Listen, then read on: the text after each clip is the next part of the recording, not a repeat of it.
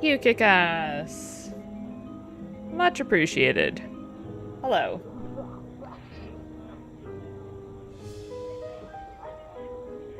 Right. Yeah, no worries. Enjoy your lurk. Enjoy your lurk. Okay.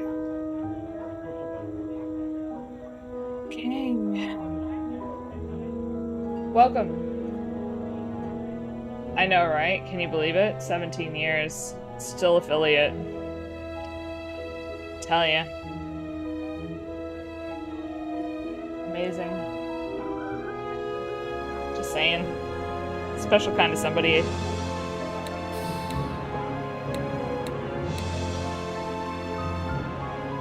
loud?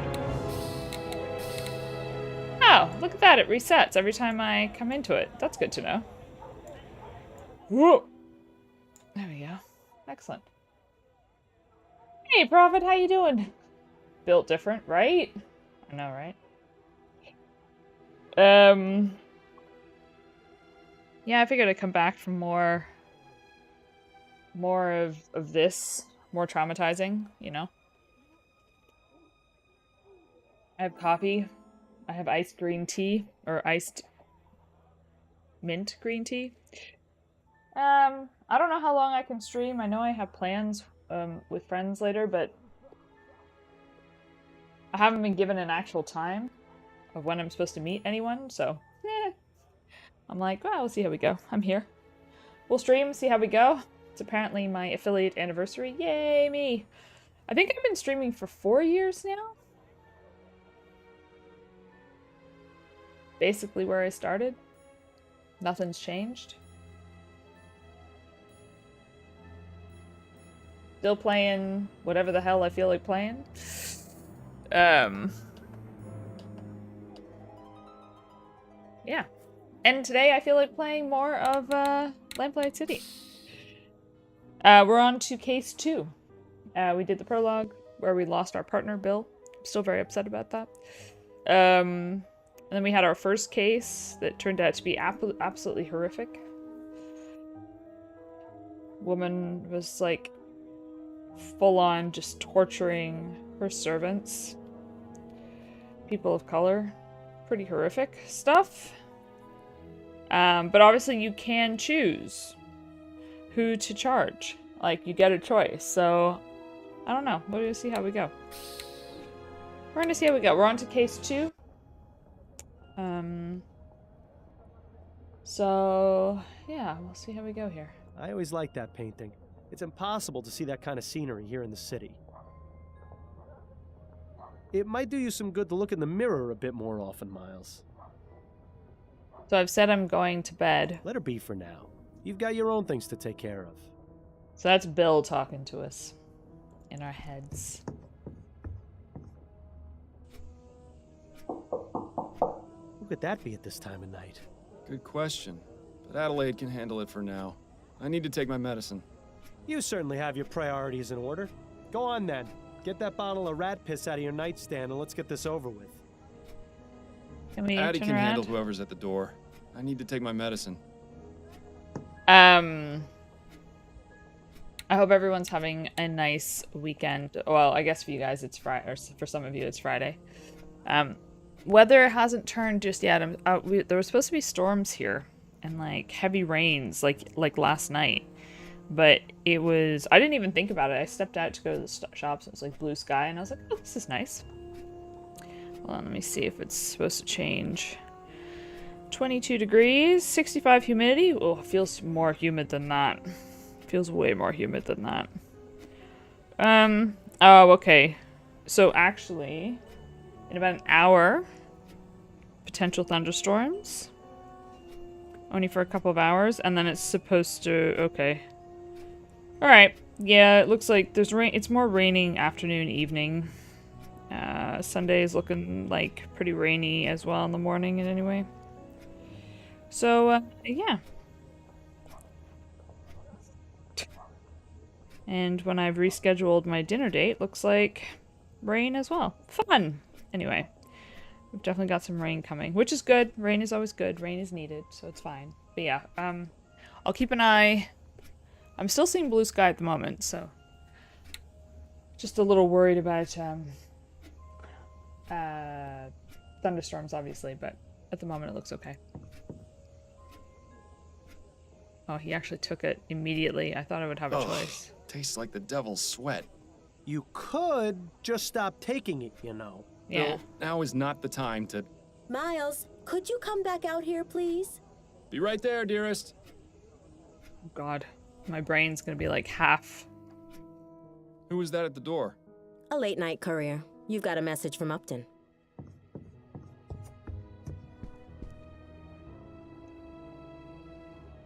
Fordham, this case makes the last one look simple. Meet me at Ruin ASAP. It's urgent. It seems this case is rather urgent. She wants me to meet her as soon as possible. Just taking my medicine. Didn't you just take your soporific? Are you going to be all right to go? It won't kick in for another hour or so. Should be plenty of time. All right, I'm going to bed then. Good luck, dear. Good night, Addie.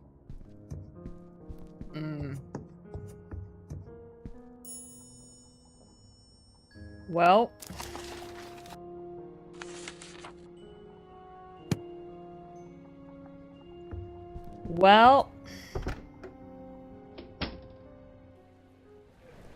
We'll go,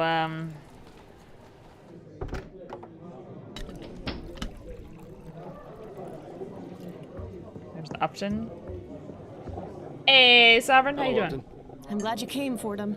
Sorry for disturbing you this late.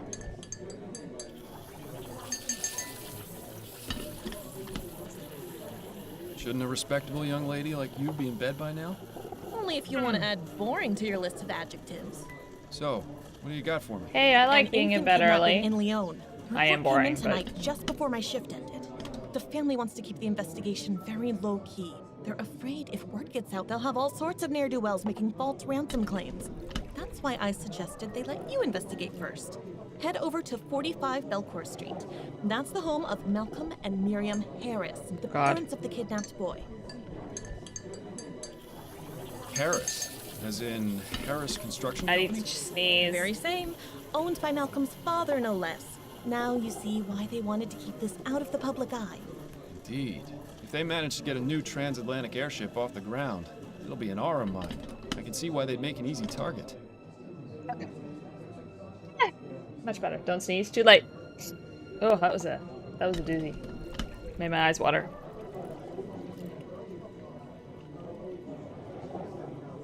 Don't worry, Upton. I'll get the kid back before you can say hot toddy. Hot toddy. I think you're losing your touch, Fordham. And I think you've lost your joke book. Try some new material for a change, would you? Right. Good luck on your investigation. Come see me again once you figured things out. Or if you just need to talk. I'll be here all day tomorrow as well. So feel free to stop by. So I've taken my Sephoric. I'm going to be like dopey, and there is a child that's been kidnapped. So for anyone who wasn't here yesterday, the case yesterday was absolutely horrific. Like it was fine, and then it wasn't, and I'm like so nervous for what this case is going to entail. And now there's a child involved, so now I'm even more worried.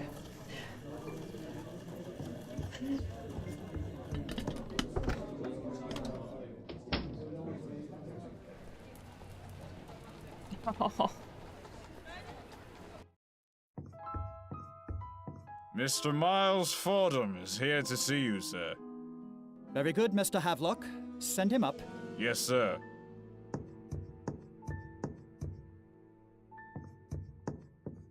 Good evening to you, sir. Good evening, Mr. Fordham. I'm Malcolm Harris.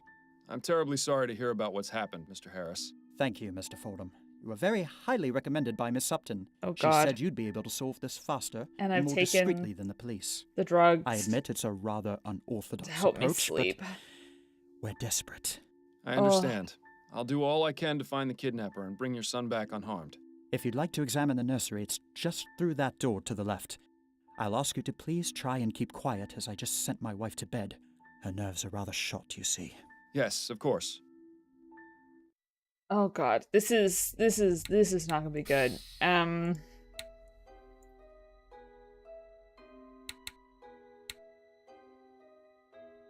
It's nice to see that tea is still served here even in times of tragedy.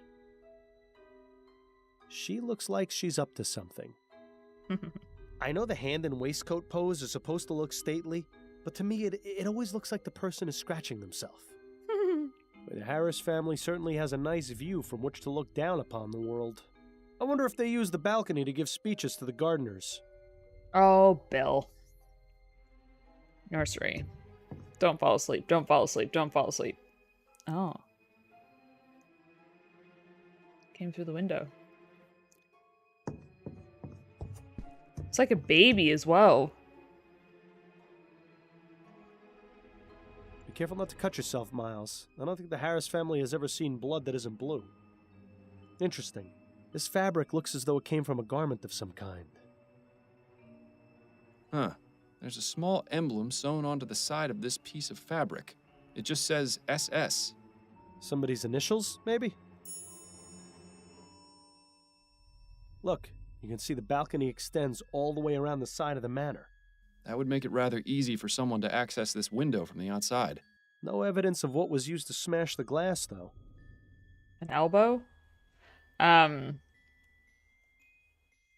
Probably won't be another year or so before the child gets any practical use out of those blocks beyond putting them in his mouth. It looks rather flimsy. Let's not try sitting on it.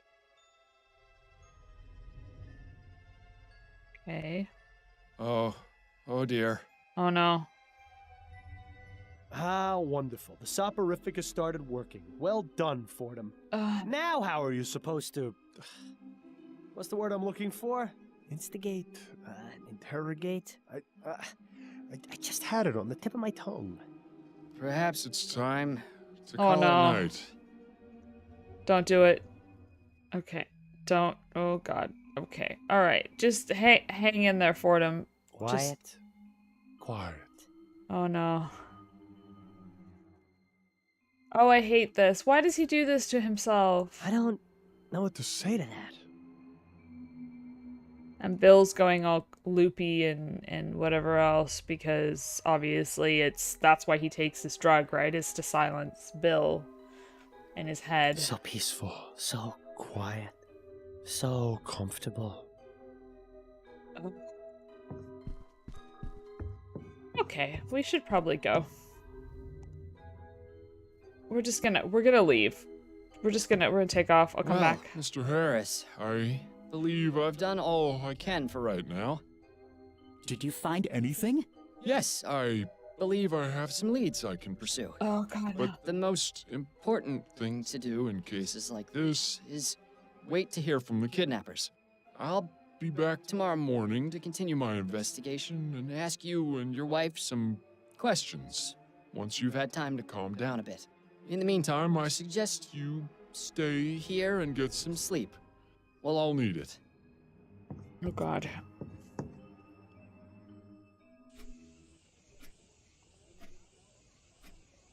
Does he just sleep in his chair every time? Miles, wake up. It's nearly noon.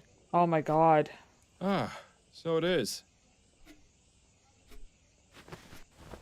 Bro, these parents are gonna be Why like... didn't you come to bed when you got home last night? It was late. I didn't want to disturb you.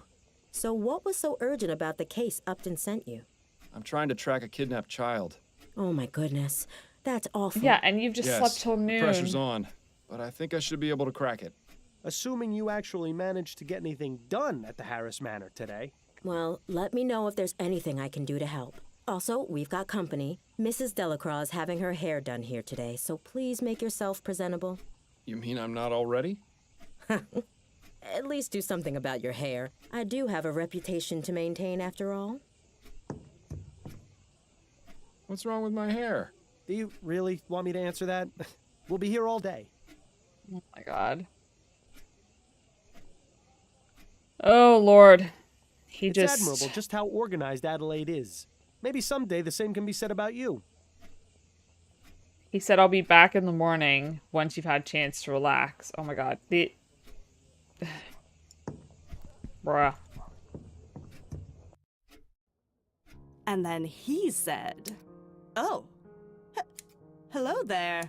I don't believe we've met." Mrs. Delacroix, this is my husband, Miles. Miles, this is Mrs. Delacroix. Pleasure to meet you, madam. Likewise, young man. Pleasure. Is everything all right, Mrs. Delacroix? Oh, yes, everything's fine. It's just that... Well, You're you white? weren't what I was expecting, is all. Mixed marriage. Keep your head, Miles. She may be a closed-minded idiot, but she's just an old lady.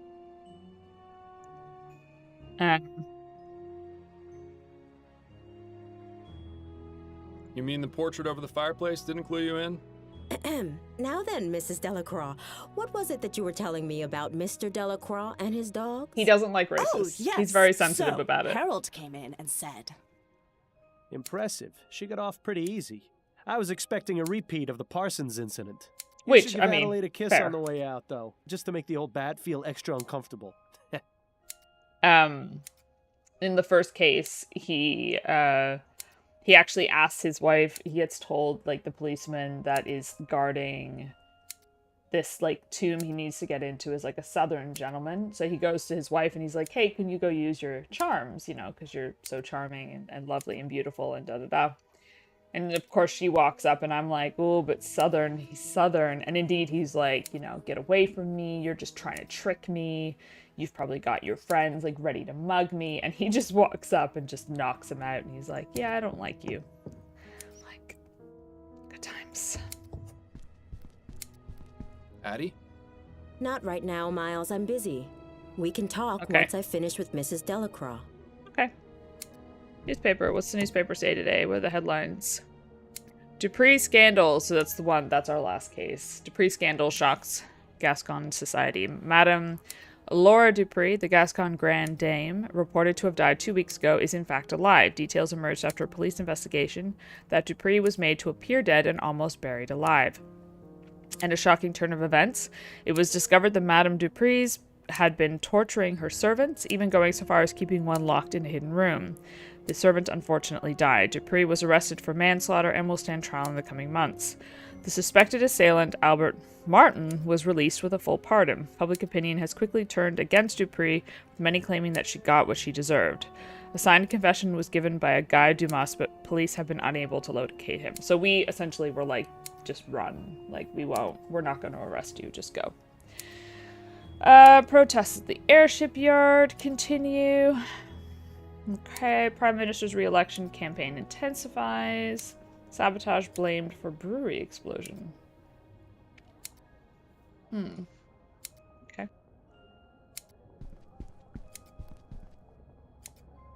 Kiss Adeline goodbye.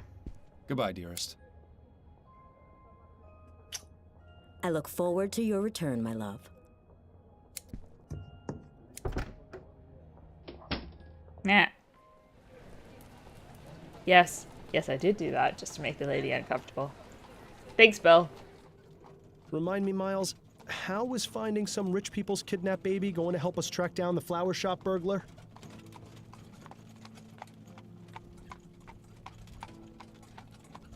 I'm not interested in the burglar right now. I want to help these people and get their child back.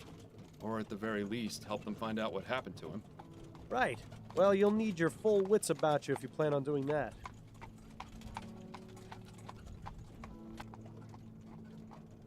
I do have my full wits about me. I'm perfectly capable of doing this. He slept on Yes, and I'm perfectly capable of being alive. I just choose to be this way because it saves on the laundry expenses. You can't deny it. You need to stop taking the soporific, Miles. Yes, he does. Adelaide has been trying to get you to stop for months, and Upton already suspects something is amiss. Not to mention your little episode last night. Trust me, no one is going to want to hire the dullard detective. Clever. Did you come up with that one all by yourself? Yeah, like, they're gonna What are you wonder going where to he's do been. when the cases stop coming in? How long before you get put away in Riverview? If I do get locked away, it'll be your fault. Which is exactly why you need to get back to your normal routine so you can find the burglar.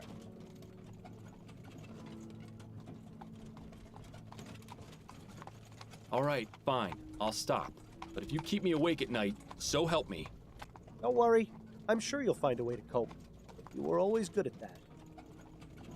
Well, I'm glad that's settled then. I knew you'd see things my way eventually. It's not as though you gave me much of a choice. In time, you'll thank me. Probably not before the withdrawal hits, though. Don't make me change my mind on this, Bill.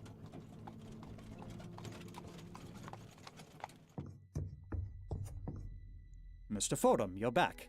Allow me to introduce my wife, Miriam. Hello. A pleasure, Mrs. Harris. I wish we could have met under better circumstances, but I assure you I'm doing all I can to find your son. Thank you, Mr. Fordham. Mr. Harris, has there been any communication from the kidnapper? None at all. Well, I'll have another That's- look around if you don't mind. Not good. That's really not good that the kidnappers haven't gotten in touch. Miles, didn't you notice something a bit strange about the Harrises? Quite a few things, actually. What are you referring to? Their son was just kidnapped, yet they're each on their own side of the sitting room. Not comforting each other, not crying together. Nothing. They're stuck-up rich people. Not exactly the type to show emotion. Miles, you know I'm the most cynical person there is when it comes to their type. But this isn't normal behavior, even for snobs. This goes deeper than saving face. There's something going on between them. I think you should find out what. Like, Bill is the one that's like... he's the one that's actually noticing Some things. sort of fuzzy animal wearing a waistcoat. Charming. The Bears' Picnic. Something about a group of giant human-like bears eating together in the woods is slightly unsettling. My friend Bunny. Yeah, I don't know about you, but I wouldn't want a giant imaginary rabbit for a friend. There's a movie on that. I own it. Ed? Something Ed? I don't know. Look at that. The kid has a toy chest. My sister and I used to have to keep our toys buried in the backyard. Of course, that is because the only toys we had were dead rats. A steam-powered bottle warmer. Certainly beats having to do it in the fireplace. Or in the case of my parents, over a barrel fire. That's odd. Why is there a loose button in the crib? I'm no expert on children, but it seems like it would be dangerous to have around an infant.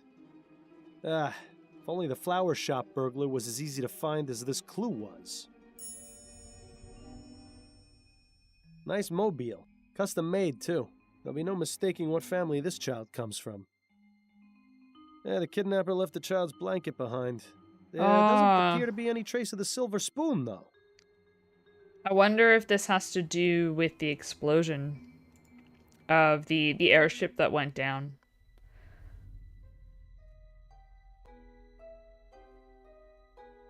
Okay, let's go talk to the parents. I have some questions for you, Mr. Harris. Yes, of course. Tell me everything you can about the kidnapping. I don't know much. I was out last night while it happened. Where had you been previously?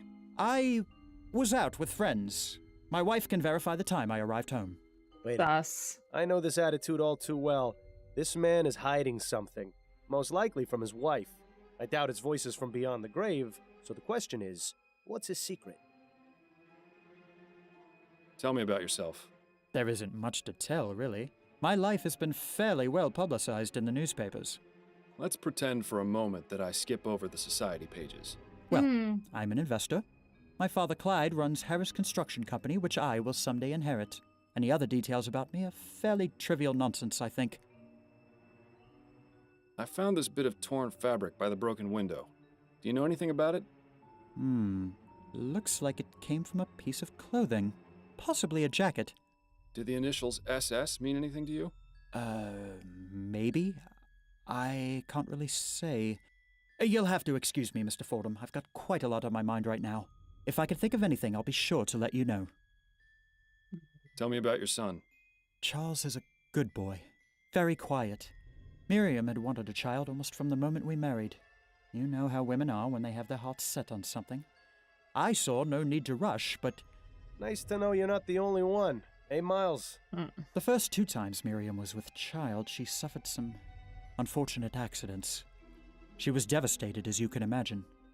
So when Charles finally came along, he turned out to be quite a blessing. I can't imagine what sort of depraved madman would take him from us like this. You must find him, Mr. Fordham. I intend to, Mr. Harris. I found this button in your son's crib. Does it look familiar at all? No, not at all. Do you think the kidnapper might have left it behind? It's a distinct possibility.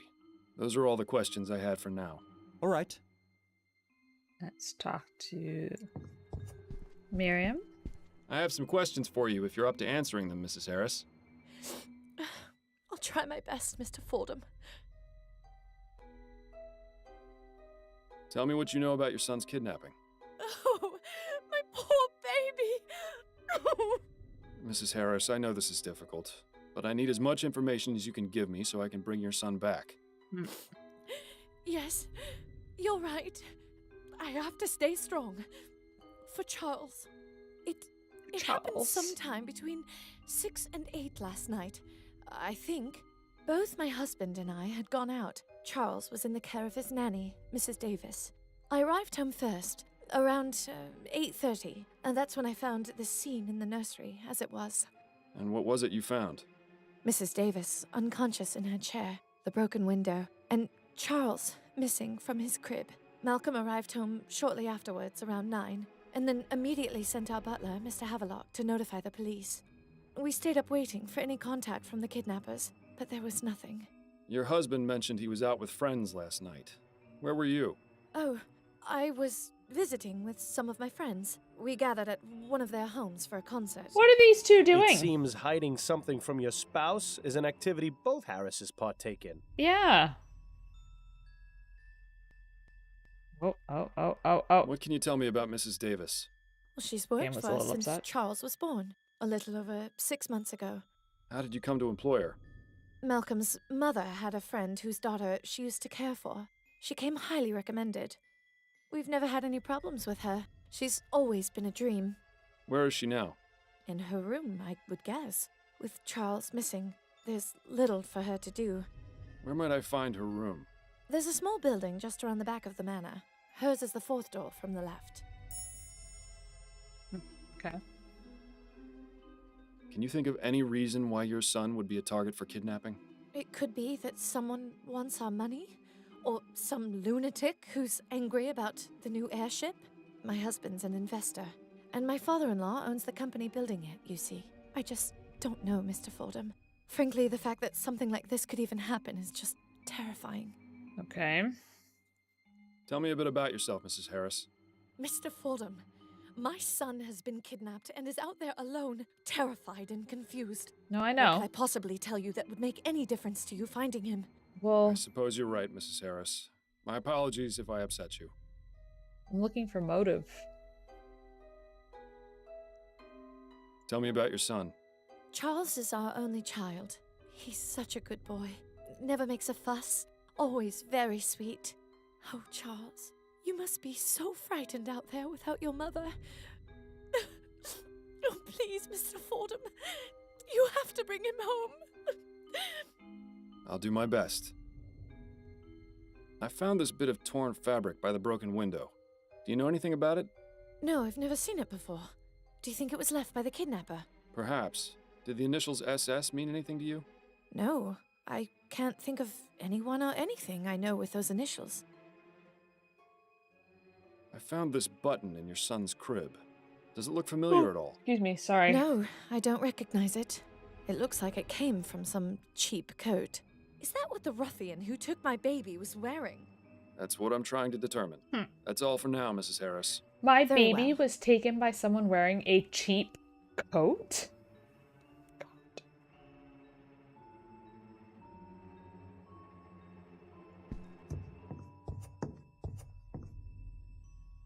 This is their bedroom. Fancy. Some poor servant's probably going to get a flogging for leaving it in here, though. Who in their right mind would need that many drawers? Let's see what we have here. A very poorly written letter addressed to Mr. Harris. I don't suppose it's a letter of admiration. On the contrary, the author seems quite upset. Mr. Harris, this is your weekly reminder of how much I hate you because of you, my wife is dead. My wife was a wonderful woman, and you have taken her from me. I hope you suffer as much as I have. Arthur Devons. Nothing else of note in any of the drawers. Oh, well, at least we got to play a rousing game of Search the Rich People's Dresser.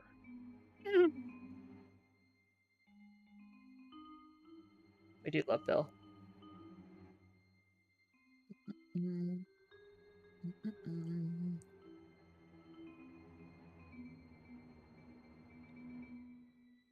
It looks like a pile of women's clothes. Must belong to Mrs. Harris. Painting of the city. Probably the only time the Harris family sees any of the other boroughs. Oh, another four-poster. The Harris family certainly makes no secret of their wealth.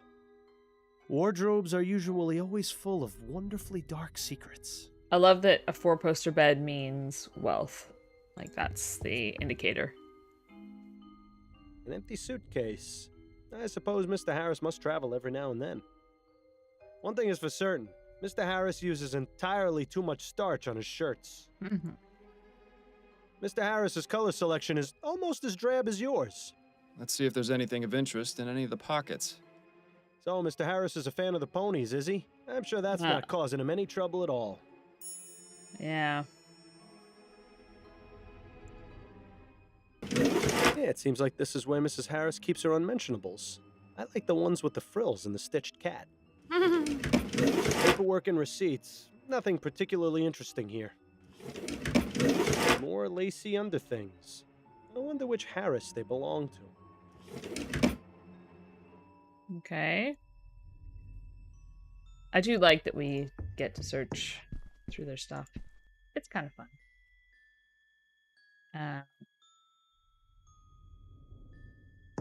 Ask Malcolm here. I have some questions for you, Mr. Harris. Yes, of course. I found this letter in your bedroom. What can you tell me about it? You went through our things? I'm a private investigator, Mr. Harris. It's part of my job. Yeah. Of all the insolence! Yep.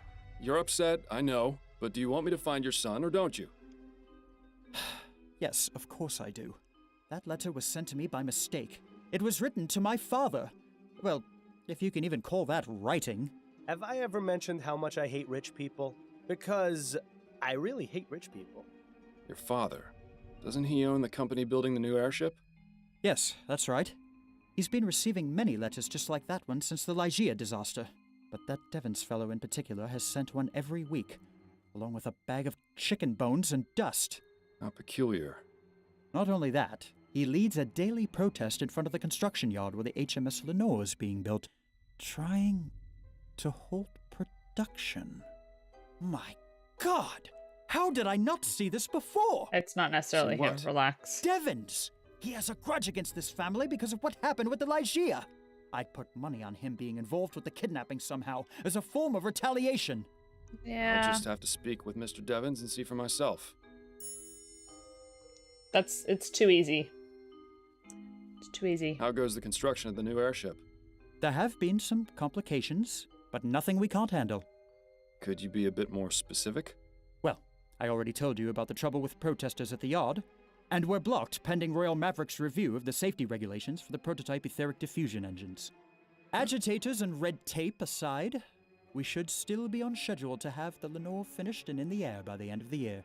But really, Mr. Fordham, what the deuce does this have to do with finding Charles? He has a point, you know. Mr. Harris, what can you tell me about these? What? How did you... Listen, I'm trying to help you and your family. I can't do it if I don't get the entire truth. Mm-hmm. Do you think we could discuss this somewhere more private? I suppose we could. Good. Let's move to the nursery then.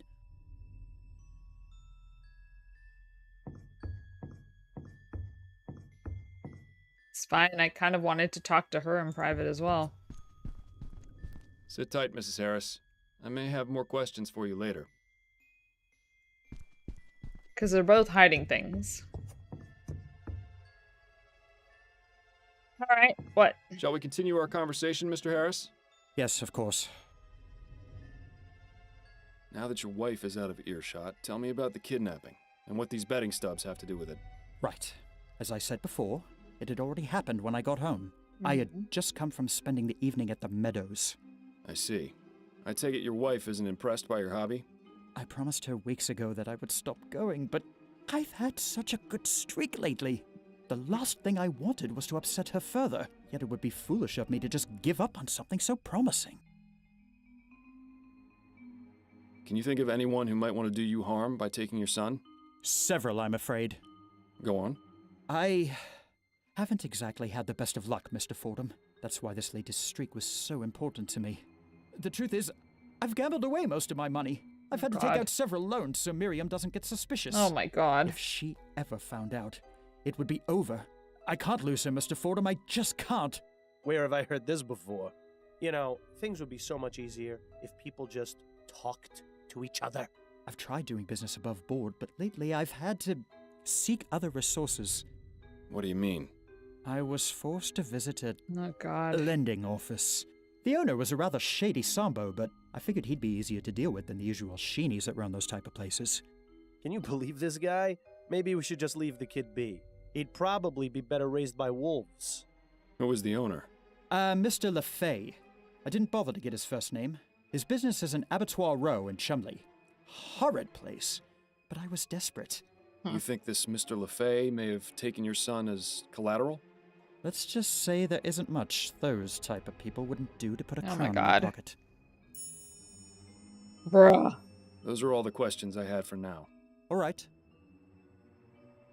If you don't mind, Mr. Fordham, I'm going back to the living room. I don't want Miriam getting suspicious. Sure, I'm sure I'll be having conversations with all of you in here at some point. No doubt. 'Cause apparently, you guys don't talk to each other. Alright. We've got a couple of locations. We got Mrs. Davis's quarters. We should probably go talk to her first. Got the construction yard and we got the lending office. Let's go talk to Mrs. Davis first. Come in. Good day to you, ma'am. I'm Miles Fordham, a private investigator. I'm looking into the kidnapping of Charles Harris. Are you Mrs. Davis? I am. Oh, bless the spirits. They've sent someone to help at last. That chest is full of undressed dolls? What the hell is wrong with this old bat? It's a spirit reaching out to a very frightened man. Possibly the fakest looking photo I've ever seen. Interesting. Pretty distinguished looking gentleman. Handsome. Good fashion sense. Wonder who he is. Her Majesty Queen Jessica. This was clearly painted a long time ago. Painting of a misty forest with a cemetery in the background. Cheery stuff. Painting of a tower on a Scottish moor. I wish I'd been able to make it over there. This looks like a mourning portrait of a young woman. Probably a relative of Mrs. Davis. Interesting. Another Harris hand-me-down, no doubt. You'd think they would have washed it first. Alright, well. These are all books on spiritualism and the occult. Mrs. Davis doesn't seem to have many other hobbies. Interesting. The occult, huh? I have some questions for you, Mrs. Davis. All right.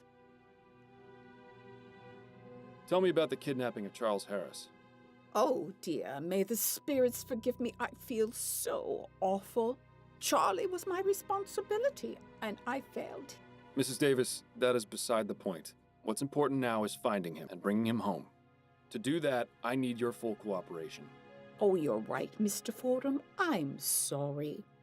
I just need to collect my thoughts, get the negative vibrations out of my mind. Now, what specifically would you like to know? What time did the kidnapping occur? I'm not entirely sure. I know I was in the nursery having a cup of tea about 8:30. I remember feeling very drowsy. I must have passed out then because the next thing I knew, I was being woken by Mrs. Harris. To think, whoever took Charlie did it while I was in the room. So she was may drugged? The spirits grant me peace.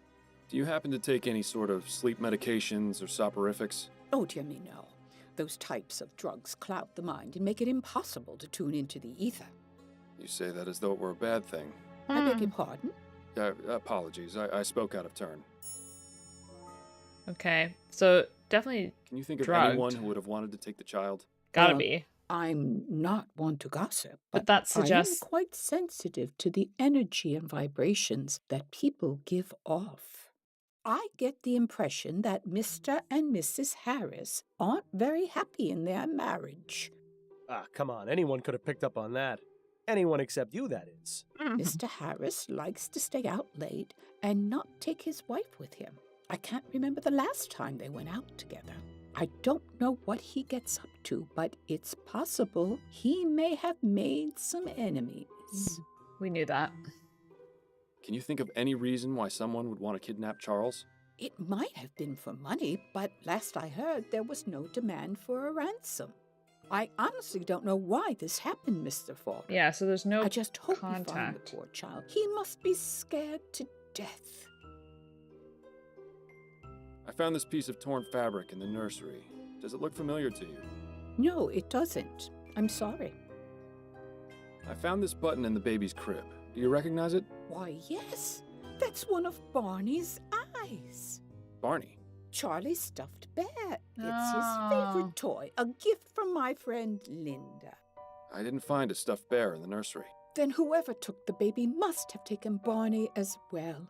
Oh, at least the poor thing has something to comfort him. Bless the That's spirits. definitely a sign of someone who knows the family, knows the baby, has taken him. Who is Linda? Mrs. Linda Walker. She's a good friend of mine. As I said, she gave me Barney as a gift for Charlie. Can you tell me anything else about her? Oh, she's a lovely girl, very much in tune with her spiritual nature. I Sus. greatly enjoy my conversations with her. When was the last time you I saw her? find you irresistible. Whenever I that don't beautiful remember. face of yours breaks No, into a wait. smile, It my was heart lifts. At the last Thanks, Spectre Woody. Society meeting How are you? on And the thank 19th. you. That's right. How's things? I know, right? Affiliate anniversary. Who would have thunk? Yeah, hold on a second.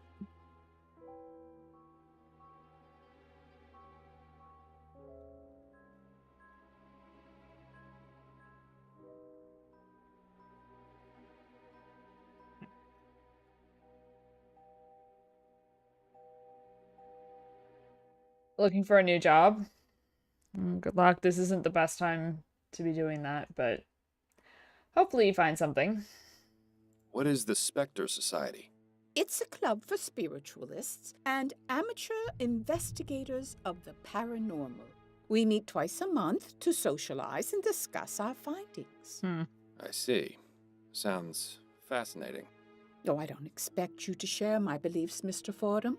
Oh, I have a bit more experience than you'd think with regards to the spirit world. You can say that again. Where exactly do these meetings take place? At a private residence in Gascon. May I have the address? Why, yes, it's 325 Rue Jameau. Are you going to seek spiritual guidance to find Charlie? Perhaps. You never know what might be worth looking into. Jeez. I don't know what that car, the bass, whatever was coming from that car, I could feel it through the house. That's a lovely portrait. Who is it of? That is my late husband, Jonathan. He used to attend meetings of the Spectre Society with me, bless him. I tried to get him to be more in tune with the other side, but I think he was just humoring me. He was a good man. Everyone at the society cared for him very much.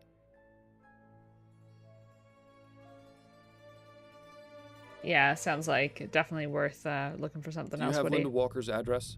No, I don't. I never visited her home. I get the feeling she doesn't like having visitors or being home very much. She prefers to meet people elsewhere.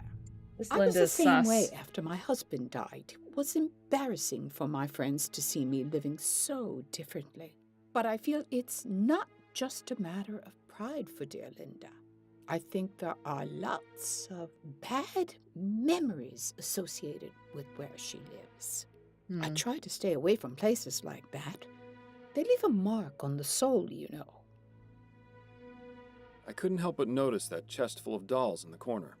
Oh, that. Oh, I know it must look a bit strange, but I pick up old and broken dolls so they can be repaired and donated to orphanages. It's my way of giving back to the community and helping poor children who have nothing to play with. Well, what a kind soul. I wish she would find less creepy ways to express her altruism. How long have you worked as a nanny? Only a few years. I never had to work when I was married. My husband had a lot of money. Unfortunately, he was in great debt, and after the spirits took him back to the ether, I wasn't left with much. So I began working as a nanny to make ends meet. But I consider taking care of children a reward in its own right. Thank you for your time, Mrs. Davis. Oh, you're very welcome. Very sus of this lady's friend, Linda. Very, very, very, very, very, very sus.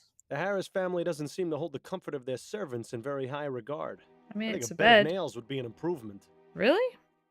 A boy taking a nap under a tree while his dog runs around in the distance. That brings back some good memories. My mother had a pewter teapot as well. Always made the tea taste funny. Oh, interesting. Seems like that boiler's the only thing in here that's less than 10 years old. Okay, so definitely feeling like Linda's a I'll be suspect. going now, Mrs. Davis. May the spirits guide your path. Thank you. So she was drugged by someone who knew how. Let's go to the lending office first. Hello, sir. Welcome to LaFay Lenders. I'm the owner, Chester LaFay. Are you looking to take out a loan? Not today, I'm afraid. I'm Miles Fordham, a private investigator. Look, I don't know what you've heard, but I run a clean business here. I don't need any trouble. And I'm not here to cause any, for the moment. Just keep your nose where it belongs. For the We should get moment. along fine. Great. Let's talk. Mr. LaFay, I'd like to ask you some questions. Fine, but keep it brief. Tell me what you know about Malcolm Harris. Ah, Mr. Harris. Took out a loan about a month ago. Still hasn't paid me back. In fact, he sent along a letter yesterday saying he was having an emergency and needed more time. I probably should have refused to do business with him. As soon as he walked through the door, I could tell his type. What type is that? Upper class, bored with his life, trying to escape and doing it through vice. In his Yeah. case, gambling. This guy is good. Maybe you can pursue money lending if the whole private investigator thing doesn't work out. But for some reason, I pitied him and decided to give him the loan anyway. Compassion isn't exactly an asset in this business, you see. Nothing to worry about in your case, then. Aside from that, I don't know anything about him. I prefer to keep how much I know about my clients to a minimum. Makes things easier for me. Exactly how much did Mr. Harris borrow from you? Is that relevant to your investigation? It would help to have an idea of exactly how much he owes you, yes. I don't feel comfortable telling you the exact amount, but I will say it was over 500 crowns. A considerable sum. Like I said, I probably shouldn't have done it, but I'll get the money back one way or another. Are you aware that Malcolm's son Charles was kidnapped last night? I had no idea he even had a son. As I said, I don't ask my clients too many personal questions. Yeah, this I don't Though now feel you've like told me, I suppose that would explain the emergency he mentioned in his letter. it's not Poor this guy. guy. This guy didn't do it. 100%. What's your policy regarding people who don't pay their loans back? There are a few options. For the first 3 months or so, I'll send them a letter reminding them. After that, I start to threaten them with legal action. You wouldn't believe some of the things people do to avoid paying back their loans. One client went so far as to fake his own death. Do you ever Damn. employ any more unusual methods? Now wait just a minute. I see where this is going. Mr. Fordham, I'm a family man myself. If you're implying that I would stoop to kidnapping someone's child as collateral, I never said that, Mr. LaFay. look, I have a family to consider. I'm not about to go getting my hands dirty when there's plenty of legitimate ways to handle the situation. Gosh, I'm sleepy. Take a look at this I piece don't know of what's fabric. wrong with me. Does it look familiar to you? Sure, it looks like it came from a jacket. In fact, yes, it's the same fabric as the jacket I'm wearing. Would you mind if I took a look at your jacket? Sure, not a problem. Here. Yeah, I don't feel like this guy is at all involved in any way, shape, or form.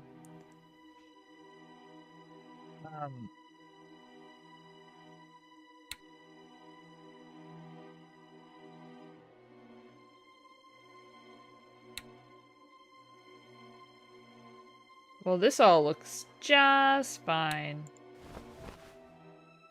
No tears in mine, huh? Not a one. You clearly take good care of your clothing. I don't mean to discourage you, Mr. Fordham, but I've seen a lot of people with this style of jacket. Hell, even Malcolm has one. I remember he was wearing it when he came in here. I see. Thank you for the information, Mr. LeFay. Huh. Interesting. That's the latest model Computron. They don't come cheap. LeFay must be doing pretty well for himself.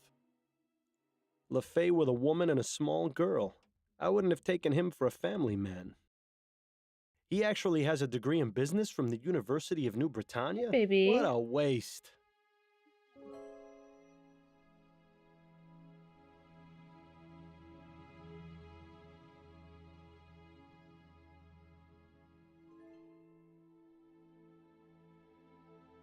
I feel like he's gonna... Yeah, maybe. That's definitely possible. A crew escaping a shipwreck on a violent sea. Not the most comforting painting to look at while waiting for a loan. I shudder to think how many people's financial freedoms are locked away in that cabinet. Do you suppose LeFay turns the heat up to put some pressure on his clients? Okay. Well... Must be soothing for LeFay to be able to look at this landscape while he sits at his desk.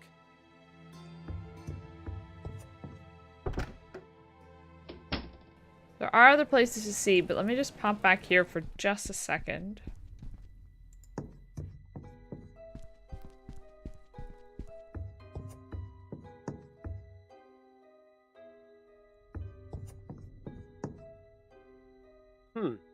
You don't suppose... How about that? It matches the piece of torn fabric perfectly. So, this means... It could mean many things. The only thing that's certain is that a piece of this jacket ended up on the floor of the nursery. Seems like something worth asking Mr. Harris about. Jeez Louise. Alright. We'll come back. I'm not gonna ask him right now. We're gonna come back. I wanna let's scope out.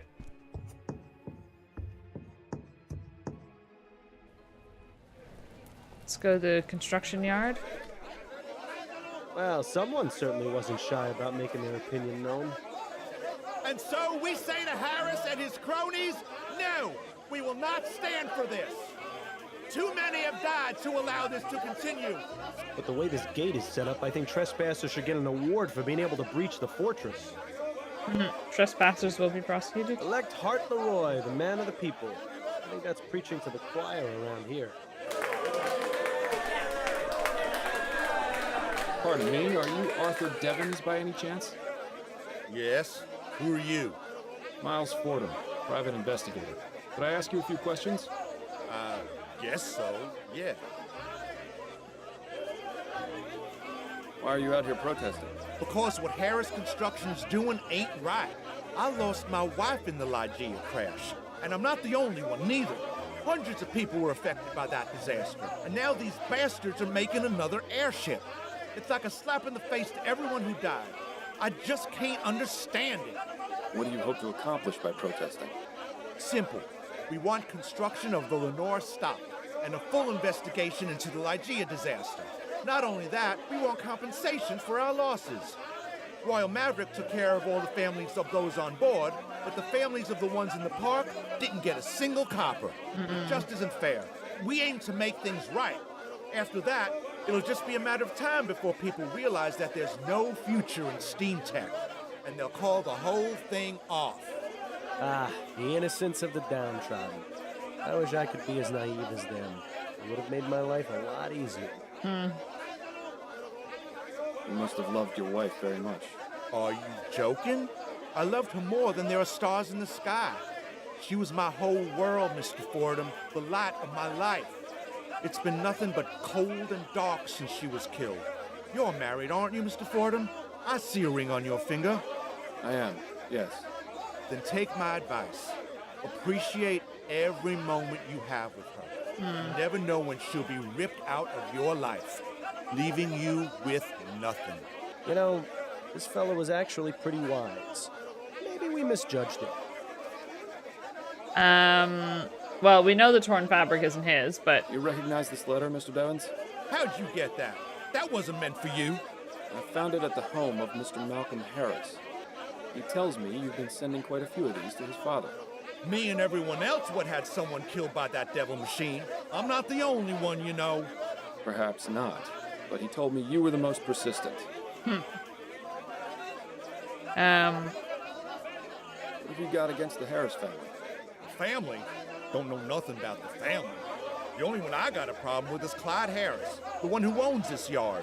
He's just like all those other rich bastards with their heads in the clouds.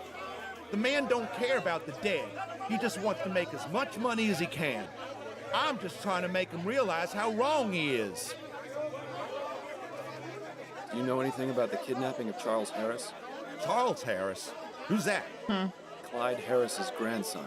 I didn't even know he had a grandson. I can't believe someone with a grandkid, a family, would want more flying death in the air. How many more people have to die before someone realizes that steam machines are evil? People will kill their own mams for a crown these days. Mr. Harris told me you send a bag of chicken bones and dust along with your letters. Why is that? Yeah. Chicken bones? Dust? Nah, that's not right. I've only sent letters. Are you certain of that? Yes, as sure as I'm standing here. Okay. Right. And I'm the queen. I get the feeling this guy will crack if we figure out what the significance of his little gift is. Okay. Oh, thanks, Minty. Does this piece of fabric look familiar to you? Looks like it came from some fancy jacket, the type you'd expect to see on the snobs in Leon. I could never afford clothes like that in a million years. You recognize this button? Can't say I do, but it looks handmade. I wonder how long it will be before the poor soul who crafted that button gets booted into the street, replaced with some steam-belching contraption. You seem very dedicated to your cause. I'll take that as a compliment, Mr. Fordham. There's quite a lot of people who are against steam tech, aren't there? Yes, the movement is gaining ground and growing rapidly, I'm pleased to say. I've heard stories about some more extreme members. Do you know anything about that? The people that were talking about it. Red-Eyes, sure, yeah. I've heard of them. Even met a few. But if you think I'm telling you anything else beyond that, you're sorely mistaken. Are you a member of the Red-Eyes, Mr. Devons? No. I prefer more peaceful methods of making my voice heard. Now, if you don't mind, I think we should drop the subject. Good day to you, Mr. Devons. You too, Mr. Fordham. I'm just going to do this.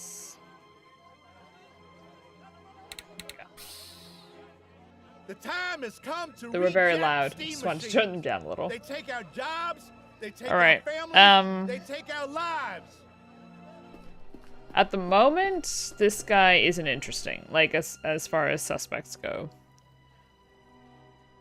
Let's go talk to Harris about his jacket. Oh, Mr. Fordham, Oh. I think called you back. What's going on? Our butler just brought this in. He found it stuck to the gate outside. Harris, family, we have your son. If you ever want to see him again, you must stop building the new airship. We are not joking.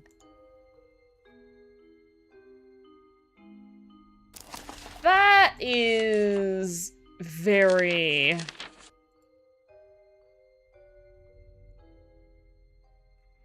They're trying to copy him. I have some questions for you, Mr. Harris. That's a red Yes, of herring course. if ever I saw one. There's not a chance. Not a chance. No way. What is your opinion of this ransom note? It's obvious who sent it, Mr. Fordham. Why are you wasting your time here? Go arrest Mr. Devons! No. Mr. Harris, do you recall the torn piece of fabric I found in the nursery? Yes, what about it? As it turns out, one of the jackets in your wardrobe has a tear exactly the same size and shape as this one. Would you care to tell me how that happened? That can't be. I'm afraid it is. So explain it. I have no explanation. The truth is, I haven't worn that jacket in weeks. I've no idea how it was torn. Are you suggesting someone else took your jacket and wore it when the child was taken? I don't know. Perhaps someone is trying to make it look as though I... But that's absurd. Why would I kidnap my own son? Why indeed, Mr. Harris. You really think he kidnapped his own son, Miles? Seems more likely he was set up. But he also doesn't strike me as a terribly good parent. Maybe it would serve him right to be blamed for this. We've done our part. The police can handle the search for the missing baby. What? Suspect out. No. Those are all the questions I had for now. No. So you can actually just stop the case. You can go back to the coffee shop and be like, yeah, I've decided to wrap this up. He's to blame. I have some questions for you if you're up to answering them, Mrs. Harris. I'll try my best, Mr. Fordham. Did you read the ransom note? No, Malcolm wouldn't let me. He said I was already too upset. That's all for now, Mrs. Harris. Okay. Very well.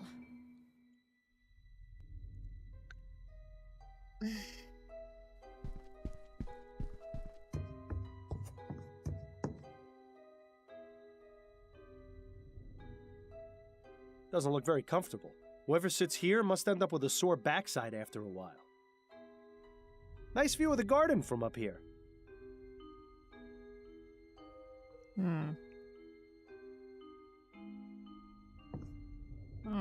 Okay, let's go to this society. We need to find this friend, Linda. So I'm super sus on her. Too dark to tell what's inside. They must enjoy the somber atmosphere.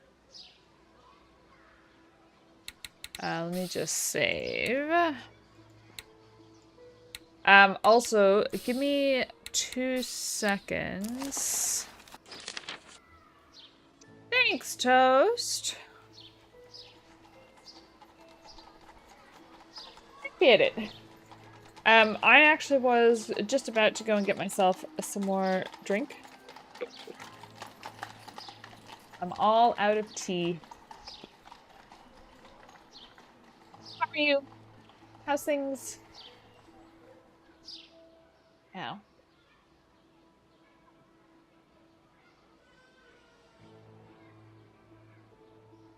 No, you didn't. It's okay. It's fine.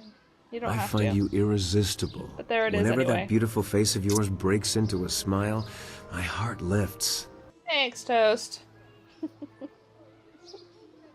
Alright. I'll be 2 seconds. I won't be long. Oh, I just need to get myself something to drink again. I'm trying to, like, not overdose on green tea, but keep myself very, very hydrated at the moment, so. Give me 2 seconds. I will be right back.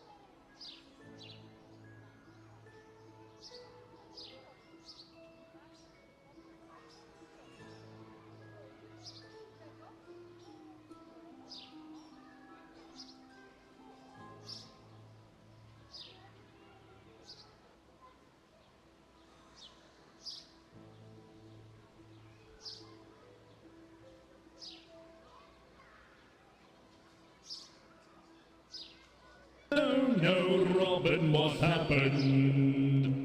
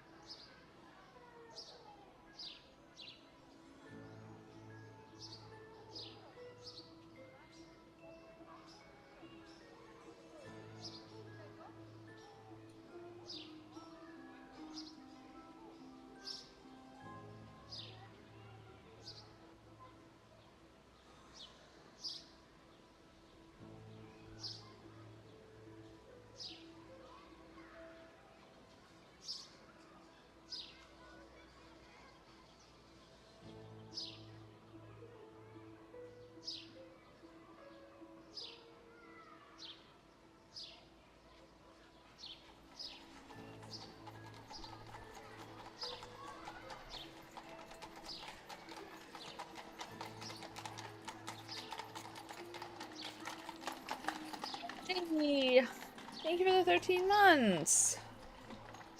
Welcome back. How are you? Oh. Thank you very much. How have you been? You getting ready for work? Enjoy your lurk. Enjoy your lurk, Toast. Appreciate it. Thanks for coming in. And thank you for the lurk. It's appreciated. You're good? Glad to hear it. Sorry, Dad. I was getting myself mint green tea while when you resubbed. Thank you very much. 13 months. It's mad. Crazy. And Nothing like the smell of horse manure in the baking sun, eh, Miles? Still, it's not as bad as the chum. Loudest knocks in game history. Yes. May I help you? Hello, ma'am. My name's Miles Fordham, and I'd like to ask you a few questions. Are you with the police? No, I'm a private investigator. I'm terribly sorry, darling, but I simply don't have the time right now. Perhaps if you come back next week, I'll be able to answer your questions then. Next week?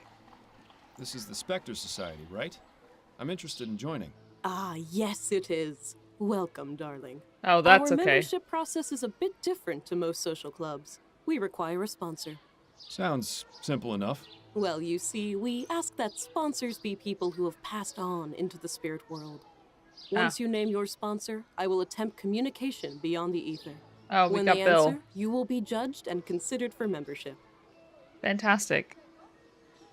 What are you looking for in a looking sponsor? for in a sponsor? A willingness to communicate from beyond the ether. Open-mindedness, a desire for truth. In other words, all the qualities of a member of the Spectre Society. Actually, it's Bill. we've had former members who have passed on act as sponsors before. I've got a sponsor. Excellent. What is the name of your sponsor, darling? Bill. Bill Legere is my sponsor. Seriously, Fordham? I thought you knew better than that. Bill Legere. Very well, I will attempt to communicate with him. She can do this all day. It's not gonna work. I'm sorry, but I'm having trouble communicating. Perhaps you can come back and try again later? Wow. See? Told you. Yeah, thanks a lot. What was the other name? Jonathan Davis? Oh, that's... Oh, yeah. Okay. Oh, hello again. How may I help you? I'd like to name I'd like a new to sponsor. name a new sponsor. Yes, of course. Who is your new sponsor? Jonathan Davis is my sponsor. You knew Jonathan? He was such a kind man. Yes, I can feel his presence, and it speaks positively of you. Please, come in, Mr. Fordham. I am Angela Maxwell, the founder of the Spectre Society. Welcome. It's awkward, but anyway, it's fine. May I offer you some refreshments? Some water or tea, perhaps? You're very kind, but I'm afraid I must decline right now.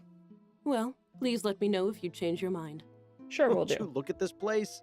It's like a candy store for psychics. Those are some creepy twin girls. I could see a passing resemblance to Miss Maxwell, actually. There's quite a few members in this group. Angela Maxwell, Monica Brown, Sophia Shaw, Thomas Gilbert, Linda Walker. This is who I need. See the handwriting?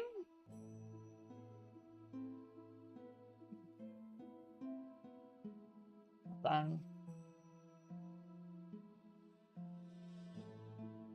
Looking forward to having you over at the manor next week. Come around 8 p.m. and you can meet Charlie.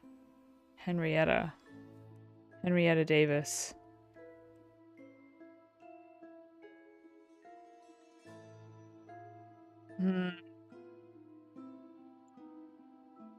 There's quite a few members.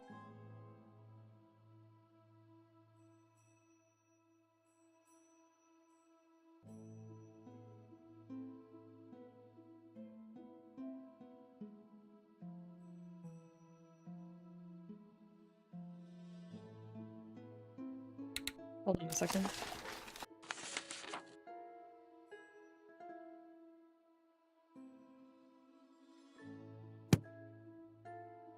Yeah, I reckon. Linda's I looking. think I've seen one of these before. What does it do? It's a spirit board. We Linda's use it to looking contact sus. spirits, and they in turn spell out a message with the letters on the board. Very Well, sus. I've got a message from Miss Maxwell if she ever tries to use a spirit board around me. Bill. Ooh, spooky. That ghost between the two people almost manages to look convincing. That's probably the storage case for the spirit board. What a fascinating device. Exactly what does it do? That is an etherometer. It's designed to pick up vibrations from the ether and translate messages from the spirits. A great man once said to me, Bill, you aren't going to get very far in life just staring at balls. He's dead now. But then again, so am I. Must be for the more traditionalist members. That's funny. Members are free to borrow books as long as you check with It's nice me of first. Miss Maxwell to let people borrow her books, even if they are all just a bunch of nonsense. And coming from me, that's really saying something. Spirits in the ether, secrets of the tarot, the mysteries of spontaneous combustion, what lies beyond the veil, mediums, gateways to the spirit realm, voodoo in New Britannia, terrors of the deep, the giant squid, the art of the seance, metempsychosis, secrets of astral projection. Interesting. The plaque says Leonora Pattinson, seer. She looks like someone I would not want to fool around with. Okay, well, let's, I never much cared for all that mystic stuff. Why should your life be dictated by a bunch of cards? Let's have a chat. Could I ask you about some things, Miss Maxwell? Certainly, darling. Yeah, Linda Walker is sus. What can you tell me about the Spectre Society? Very. Where to begin? I formed this club 2 years ago, right after I moved to New Britannia.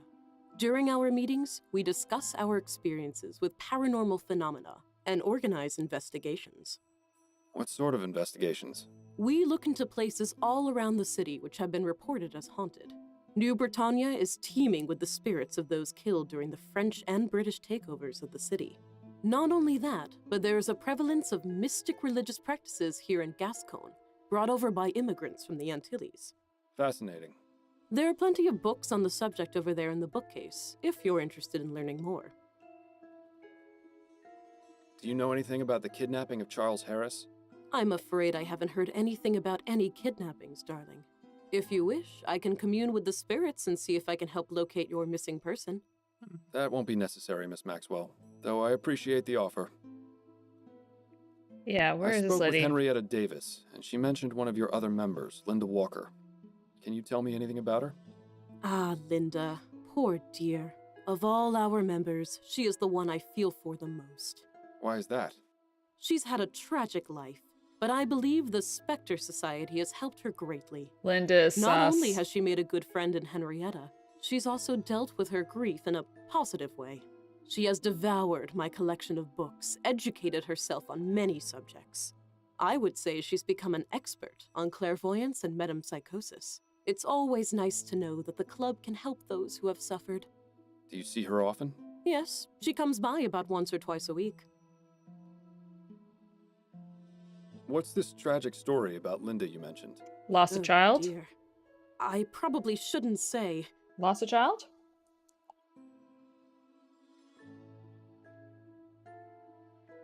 Miss Maxwell, I'm going to be frank. I'm investigating a kidnapping, and Mrs. Walker is a person of interest. I need to know as much about her as possible to help me solve this case. Do I make myself clear? Well, if it will help, Linda was married to a man named Thomas. Together, they had a son named Alexander. Thomas revealed himself to be a terribly cruel man. When he gave himself over to the drink, he would fly into rages and beat both Linda and the boy. One day, she came home to find both her son and husband dead. My God, what happened? Lost a child. The police ruled it a murder-suicide. Poisoning, apparently. Linda has been trying to make contact with Alexander's spirit for the past year or so. Linda's He's had sus. no luck. It really is a terrible tragedy. Yeah. Suspect. She's a suspect. What can you tell me about Linda and Henrietta's friendship? 100%. It's so lovely to see them together at the meetings. They're practically inseparable. It's quite sweet. They often leave messages for each other in the guest book. When Linda found out that Henrietta was taking care of an infant, she even gave her a toy bear for the child. I remember Linda lighting up with excitement when she asked about him. Yeah. She really loves children. It's such a terrible shame about... But please, let's discuss something more pleasant, shall we, darling? I'm sorry, what was it you said? Madam Psy, what? Metempsychosis, darling. It's a philosophical term which comes from ancient Greece. I hate It people who refers say to darling the constantly. transmigration of the soul after death. Is that anything like reincarnation? Essentially, yes. There's a book on the subject over in the bookcase, which can Oh, tell you she far probably more thinks than I Alexander is possibly could. Charlie. She's convinced herself that that her son Alexander's soul is in Charlie. Do you know Linda Walker's address? I'm afraid not, darling. Linda has always been somewhat private, and that's not something I consider to be crucial information. Do you know any way I can find her? You could always come back for our next meeting. It will be the first Thursday of next month. No. By then, we'll have completely lost track of Charles. There has to be another way of finding Linda.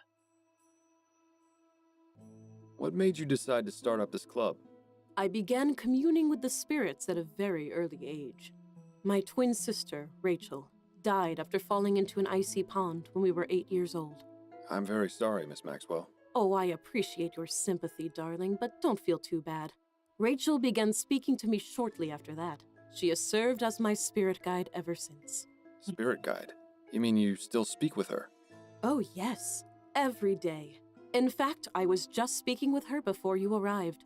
Bill's As I my grew spirit older, guide. I realized there were others in the world who were also able to communicate with spirits, and those who had an interest in what lies beyond the ether.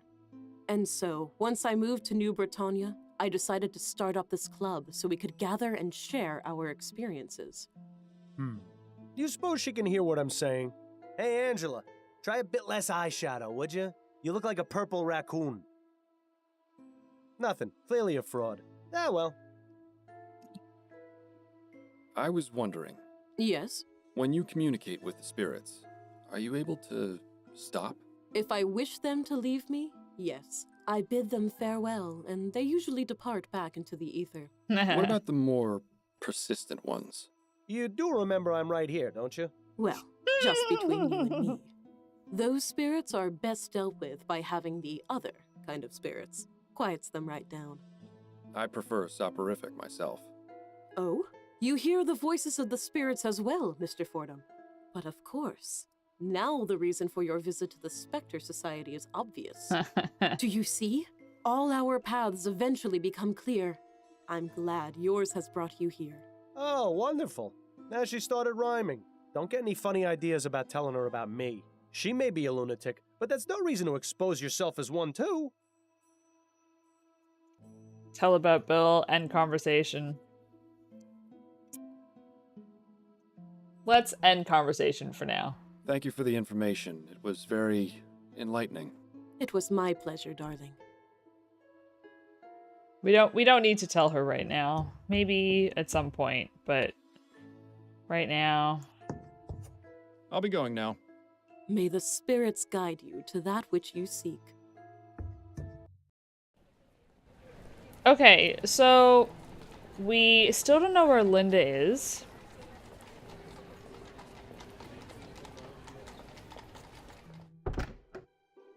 Hello again, Mr. Fordham.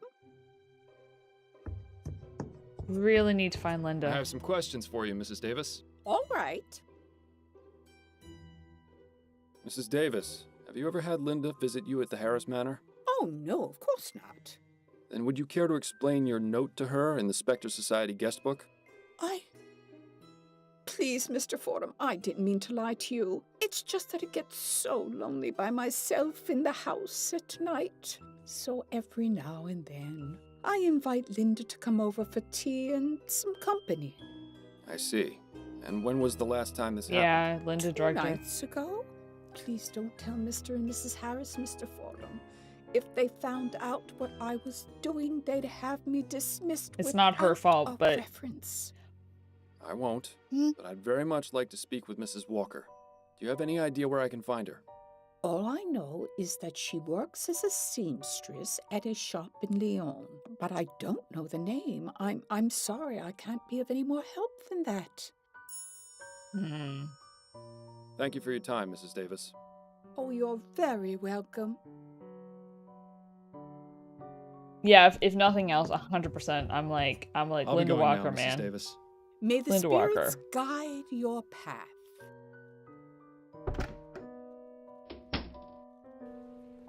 Let me go back to the Fordham residence for a second. Hello, dear. Honey, I'm home. You know, I've always wanted to say that. Hello, Miles. Addie? What do you need, dear? I'd forgotten how good you are at écarté. You absolutely destroyed me the other night. As I recall, you used to hold your own pretty well. We should have another match soon. That way I can hone my skills. Yes, we should. As long as you can concentrate, I'm sure you'll get as good as you used to be. It's a slight comment on his using the drug to help him sleep. She's like, You weren't kidding about business picking up. You're averaging what, about 3 appointments per day? More like 5. I told you, debutante ball season's busy. Doesn't it get tiresome? Not really. You'd be surprised at the sort of gossip I hear from my clients. I don't know what it is, but they just open up to me and tell me all kinds of personal things. You sure you don't want me to give you a trim? I'm fine for now, dear. Thank you. She is really pushing for him to get his haircut to back the way he was. Like, at the beginning of the game, you can, like, much slicker and, yeah. I can't believe the nerve of that narrow-minded old cow. Who, Mrs. Delacroix? She's actually one of my nicest clients. I don't know how you can tolerate her. If I were you, I'd strike her off my list. If I did that for every one of my clients who thought the same as her, I'd be out of a job. That's just the way it is. Maybe so, but it doesn't make it any less infuriating. How are things going with you? I'm a bit worried about some rumors I've been hearing. Oh? They're saying it won't be long before automated hairdressing devices are available to the public. Nah. Once that happens, it's going to be tough for me to keep getting jobs. Automated hairdressing devices? How would those even work? Do they read your mind? Doubtful. More than likely they'll have some kind of settings or just give everyone the same type of hairstyle. I wouldn't worry too much, Addie. You're the best hairdresser in town. Yeah. I doubt people will place their trust in some contraption over you. I would never You trust a underestimate contraption my to cut my hair. clientele, Miles. They're Ever. mostly all rich socialites whose hobbies are buying the most expensive and modern things just to outdo their peers. They'll be sending their servants to line up for days before the things are released. Perhaps, but they'll come running back to you once the machines stop working. You'll see. I certainly hope so.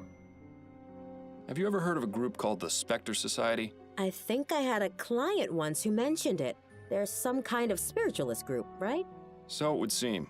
I don't really know anything else about them, sorry. I'll let you get back to your book. Okay. Oh, I meant to look at the books on the shelves in the Spectre I'm Society. heading out for now. I wish you'd let me fix your hair before you go out like that. It'll be fine. I'll just run my hand through it. It'll be fine. I just want to nip back.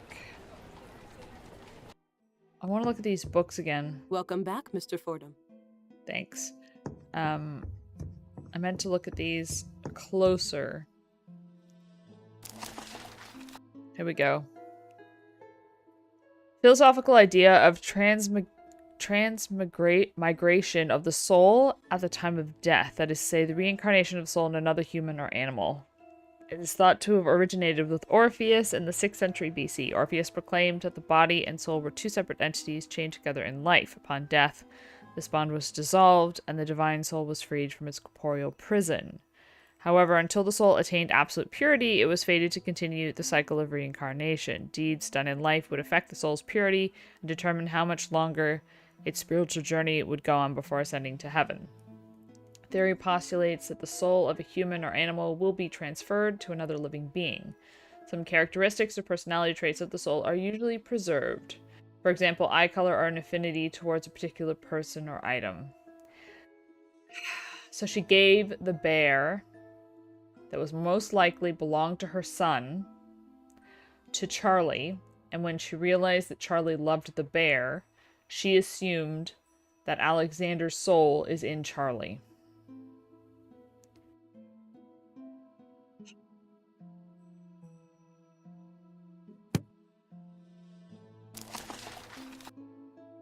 Seance. Astral projection. Oh, I did that one, sorry. The giant squid. Voodoo. Gree. Ah, this is what he's sending. The chicken bones, right? Chicken bones and dust for bad luck in business, huh? That sounds awfully familiar. Yeah, he's doing that.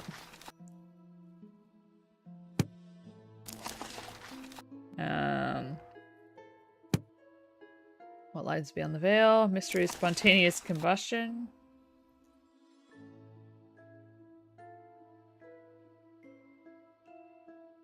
Victim. Wait.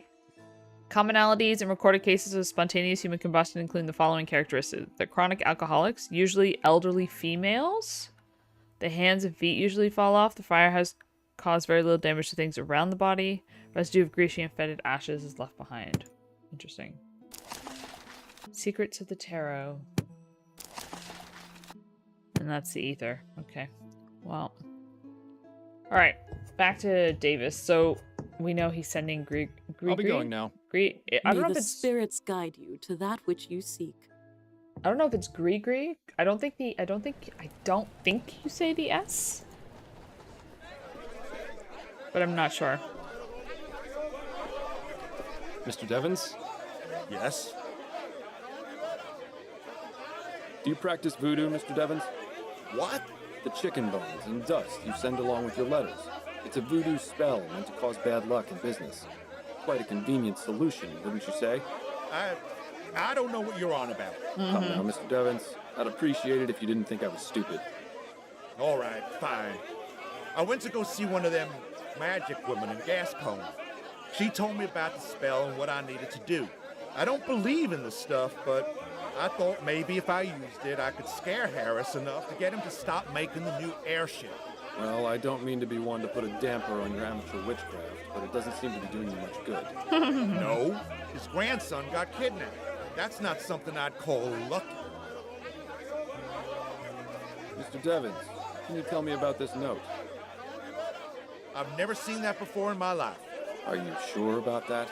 Absolutely. It's as I told you. I had nothing to do with that boy's kidnapping. I didn't even know he existed until you told me. Remember? Yeah. And that note conveniently showed up right after you had that conversation. Let him stew in his own lies. His unique way of spelling is all the evidence we need to tie him to the note. Very well, Mr. Devons. Forget I asked. Good day to you, Mr. Devons. You too, Mr. Fordham. This Arthur Devons Joker is bad news. Not only is he making threats to the Harris family, he also has the nerve to send a ransom note. We have enough evidence to pin the crime on him, I think. The police can deal with the headache of actually finding the baby. No. Yeah, no. We won't stand for this injustice It's any not him. longer. It's not him at all. It's Linda. It's Linda and her...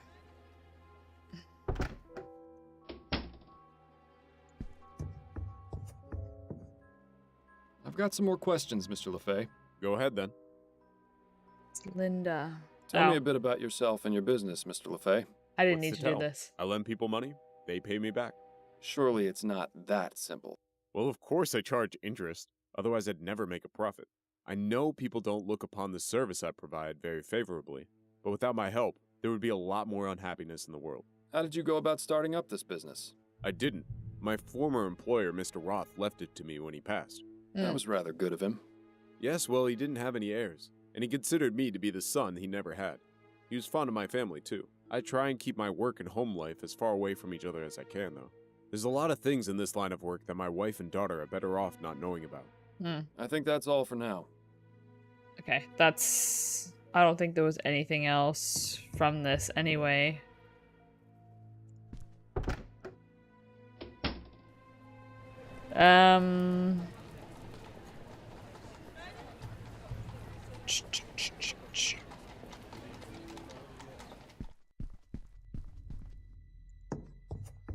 Is there anything else I can... Sit tight, Mrs. Harris. I'll let you know if I have... I need Linda's address. Nice view of the garden from up here.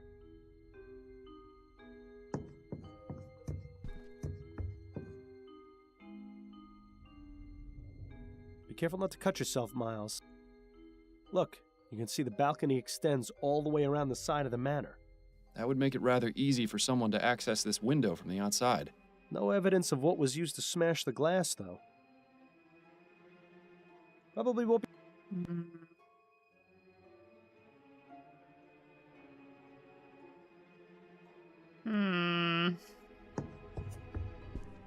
It's definitely Linda. I just haven't been able to find her. The Harris family certainly... I wonder if they used the... Do that.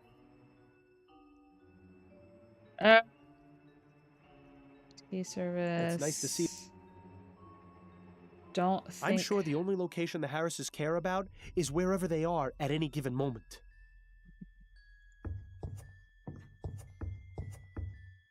All right, let's go talk to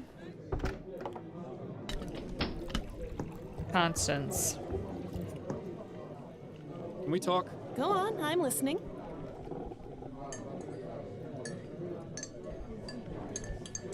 How's work going? Hectic as usual. Crime in this city seems to be getting worse and worse every day. I suppose that's the price of progress. God help us if they ever actually discover that ethericity stuff then. Things between you and Adelaide getting any better? I'm really not sure. They haven't gotten worse, but things haven't been the same between us since Bill died. Well, you need to figure things out, or everything is just going to explode in your face one of these days. Thanks for the vote of confidence, Upton. I'm merely speaking from experience. If I'd seen the warning signs of Harold sooner, it would have saved me quite the headache. At least your marriage seems like it's still worth saving. What's the other case you mentioned? The one you said was a higher priority. Well, it seems we might have a mass murderer on our hands. Oh. You don't say. That's right. I didn't say because I shouldn't say. But so far, we've had 3 murders with a very similar MO in the past 2 months. Snelling is trying his hardest to keep it under wraps since the newspapers already caught wind of the Oh, first she was 2. talking about that I earlier. don't envy the department there. I'm happy to stick with the missing persons and domestic disputes. I wonder if that like serial killer is going to be our guy that we're looking for. Can we go over my current case? Of course. What have you got? I spoke with Henrietta Davis, the Harris family nanny. A sensible place to start. What did she have to say? She claims to have been unconscious when the kidnapping took place. She must be an extremely heavy sleeper. I don't believe so. Yeah. The way she described it made it sound like she was drugged. Interesting. Definitely worth looking into, I'd say. Are you familiar with the term metempsychosis? No. What is it? Apparently some mystics and philosophers maintain that it's a process whereby human and animal souls are transferred to new bodies upon death. Fascinating. Some people have such queer ideas. What's that got to do with the kidnapping, though? I'm not exactly sure yet. Sometimes I'm jealous of all the odd things you detectives get It's to look Linda, into. 100%. This isn't enough helping about me the- right Okay. now. That's it. Then Okay. I need to find Linda. I need a clue to find Linda.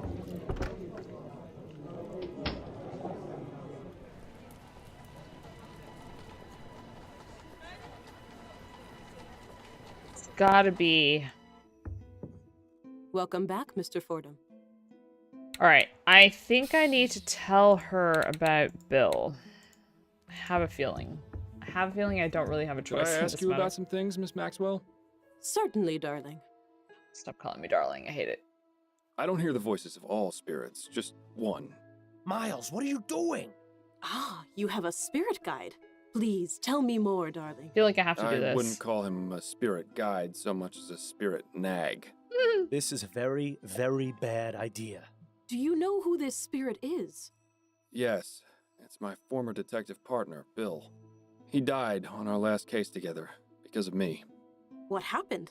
He was on a roof being held at knife point by a burglar. Bill wanted me to shoot, but they were too close. I couldn't risk it. There was a struggle. Bill lost his footing and fell to his death. Oh my, you poor darling. Is he angry with you? Well, he is now. He doesn't think it's a good idea to tell others about him. But normally, he's the same as he was in life. He just wants me to find the man responsible for his death. I've told him I'm really the one responsible, but he insists it's the burglar. I see. This is quite the unfortunate situation. My advice to you is this. Spirits often know best. You do well to listen to him about keeping his presence to yourself. Not everyone is as open-minded as we members of the Spectre Society. I mean, true. Maybe I misjudged her. I know. It's been hardest keeping this from my wife, but I can't drive her away. She's all I've really got left. Your story has touched me, Mr. Fordham. I will do everything I can That's to nice. help you and your spirit guide find peace. If I find anything out which might help you, I will contact you personally. Thank you, Miss Maxwell. I appreciate it. Well, that could have turned out much worse. I'm warning you, Miles. Tell anyone else about me, and I won't be so forgiving. Thank you for the information. It was very enlightening. It was my pleasure, darling. Yeah, I think I was supposed to tell her anyway. All right. Still doesn't help me find Linda, but I think I had to do that. I'll be going now. May the spirits guide you to that which you seek. Yeah, I need the spirits to guide me to Linda.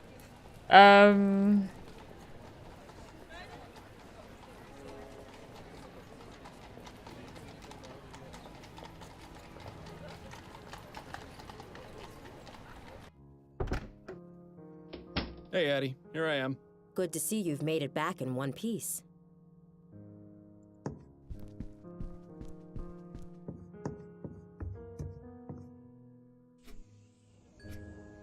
Don't worry, Miles. I don't watch when you and Adelaide are having your private time. It would be nice if you didn't spend the whole time humming. I thought you appreciated some romantic music. Oh my god. Don't drink it. Yes, the bottle is still in there. But you'd better not back out on our agreement, Fordham. Remember, before you started taking that medicine? And you were a lot more fun to talk to back then. Wouldn't you say it's time for a change of clothes, Miles? You've been wearing that coat for who knows how long. Oh, it's the hat. I didn't even notice that. What are you talking about, Bill? Never mind.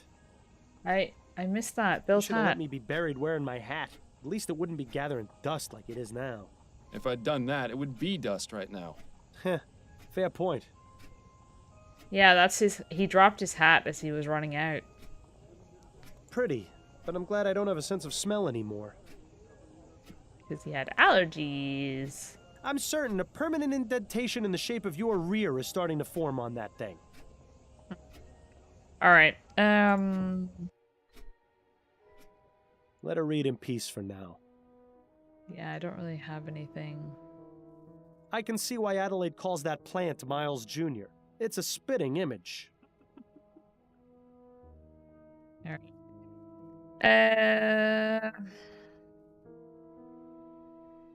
Don't think there's anything else here for the moment.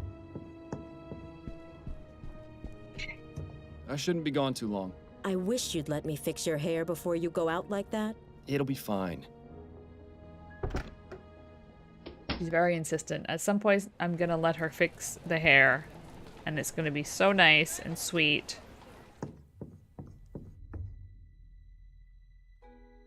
It's nice to see.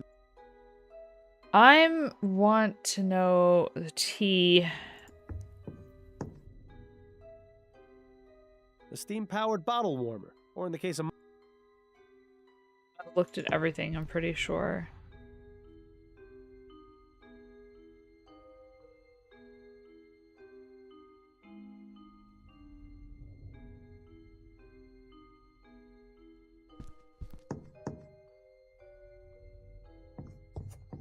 We're looking for Linda. Linda! Fancy. Oh, clothes pile. There's a handwritten note among the clothes. Here we go. Miriam, baby, I have to see you tonight. It's been far too long. Oh. Nothing else hidden among the clothes. Too bad. New clue.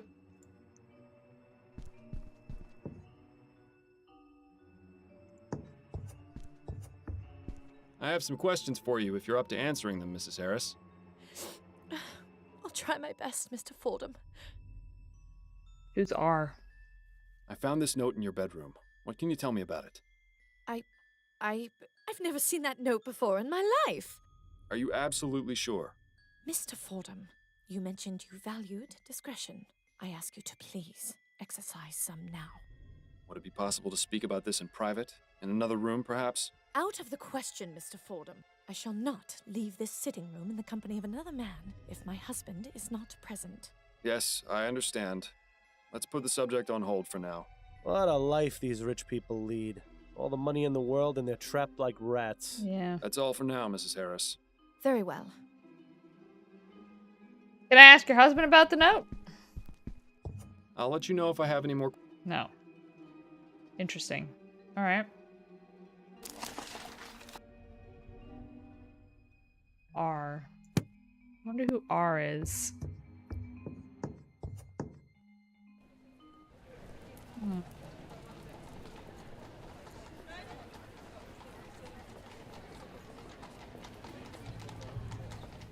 Maybe Miss Davis knows? Hello again, Mr. Fordham. I'll let you know if I... All right. Okay.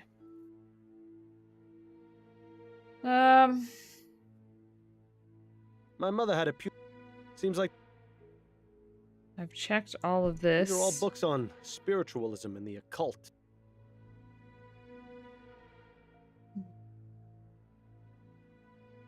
Okay. I'll be going now, Mrs. Davis. May the spirit... Yeah.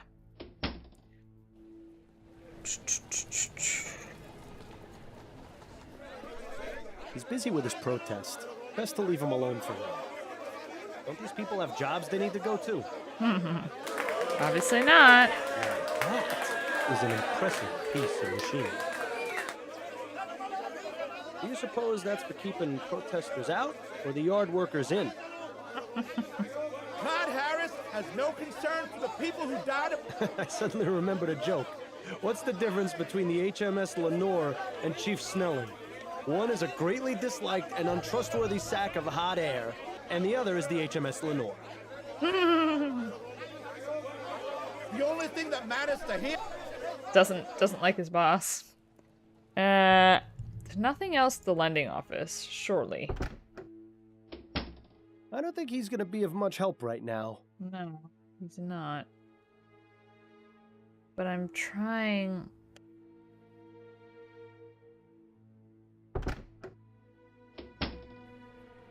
Just randomly walk in and then walk back out.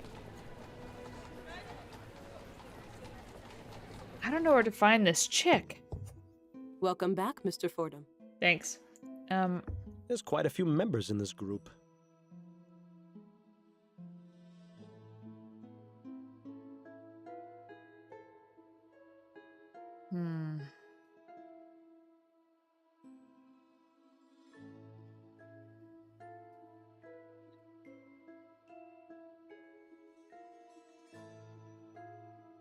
Can I make a note? Those are some creepy twins. Know that. I'll be going now. May this... Yeah. How do I find Linda?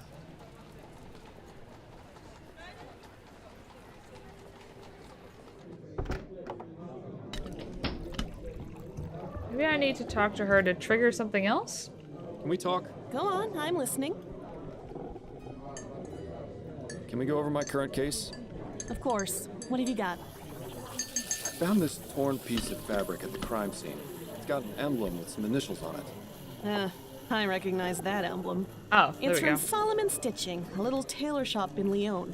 My ex-husband had several jackets from there. There you go. Sorry to dredge up old memories, but do you remember where they're located? That's how I find believe Linda. it's on the corner of Bonneville Street and Surratt Avenue. Fantastic. You're helpful as always, Upton. So I do just need to talk to her. That's all I was looking for. I found this button at the crime scene.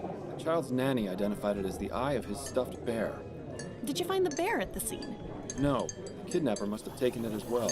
Yeah. Interesting. Yeah. Either the kidnapper is very compassionate, or it's someone who knew the child. Second one. Have you ever heard of the Spectre Society?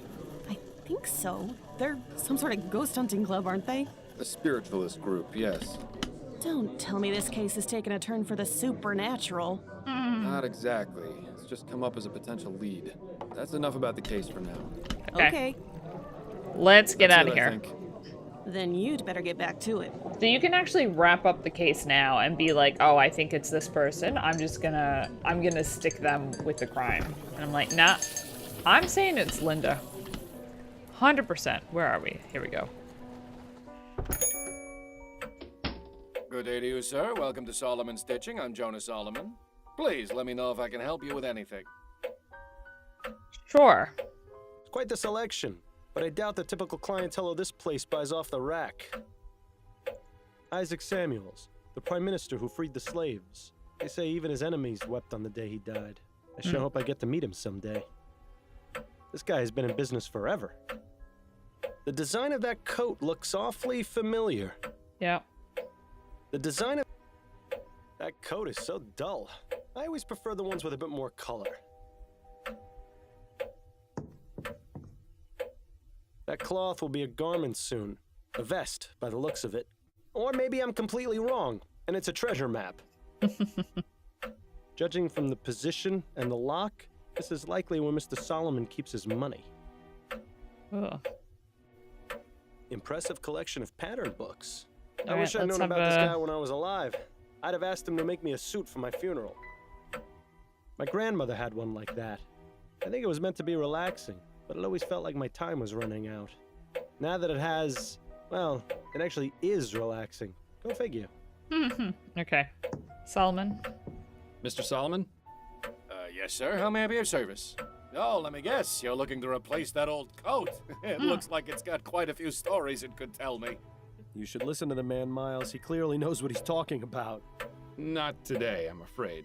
There's still a few more stories it has left to tell. Actually, I was wondering if I could ask you a few questions. Questions? Very well, but if they aren't about tailoring, I don't know how much help I'll be.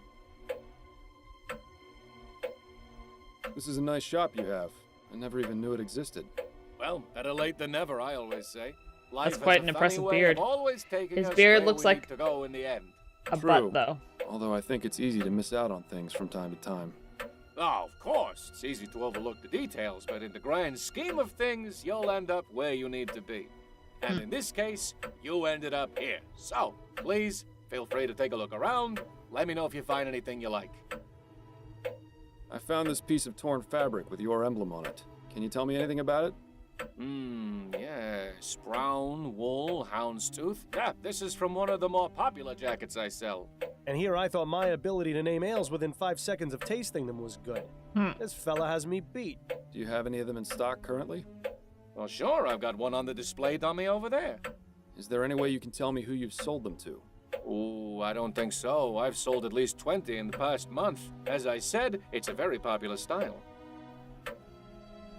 Is there anything you can tell me about this button? Looks like it's made of wood. Not very well crafted either. Definitely not from one of my products. How did you get into this business, Mr. Solomon? I was always good with a needle and thread. When I was a boy in Poland, I would help my mother with her sewing. Then, during the war with Russia, I fixed uniforms and stitched up wounds. Jesus. Not long after that, I moved to Vespuccia, settled here in New Britannia. My first shop was in the Chum, but thankfully, I was very successful and was able to move to Lyon. I won't lie to you, this location is much, much nicer. It's refreshing to not have to step over drunken hobos when I open and close the shop. Yeah, but... Oh, but that's part of the charm of owning a business in the Chum. Not much else to say beyond that. My business is my life. You seem very dedicated to your craft. That's right.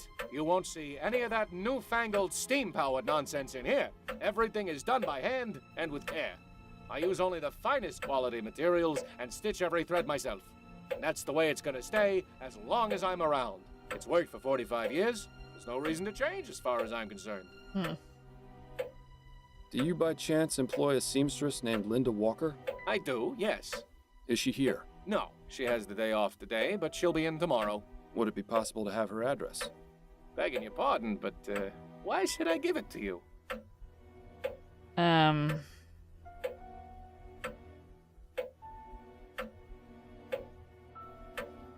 I mean, I might as well just be honest. I'm a private investigator, and it's crucial to this case.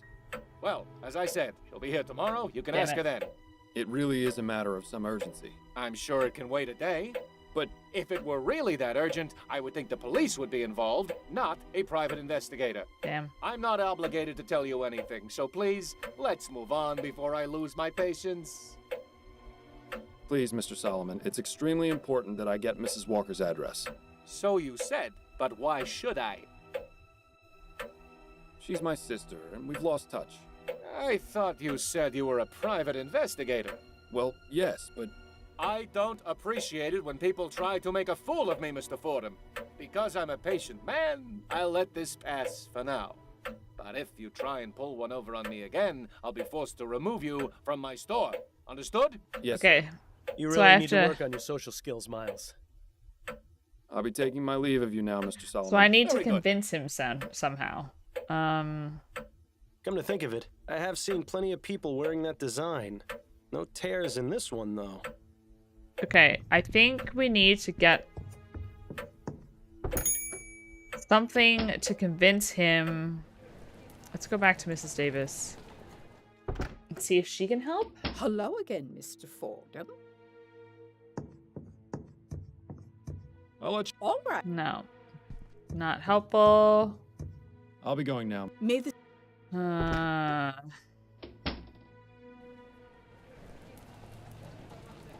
Actually.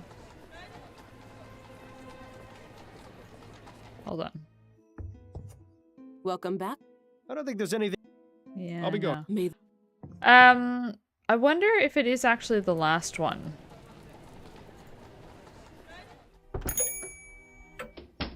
Welcome back. I wonder if it's the last one and he'll be like, oh yeah, she does have a son. I've got some more questions. All right. Yeah, no. Please, Mr. Solomon. So you... I know I said I was a private investigator before, but there's a more delicate reason I want to speak with Mrs. Walker. Oh? Her son, Alexander, and mine were schoolmates. I just found a book he lent my son, and I wanted to return it. I've been trying to track her down for ages, and only just found out where she worked. Oh, I see. It was a terrible tragedy what happened with her boy and her husband. I know how private Mrs. Walker is, but I'm sure she would appreciate you returning her son's book. All right. She lives at 403 St. Agnes Street. Remember when you couldn't even bring yourself to trick people into thinking their shoelaces were untied? You've come a long way, Miles. I'll be taking my leave of you now, Mr. Solomon. Very good. Nom nom. Alright. Let's see. Let's see where this baby is.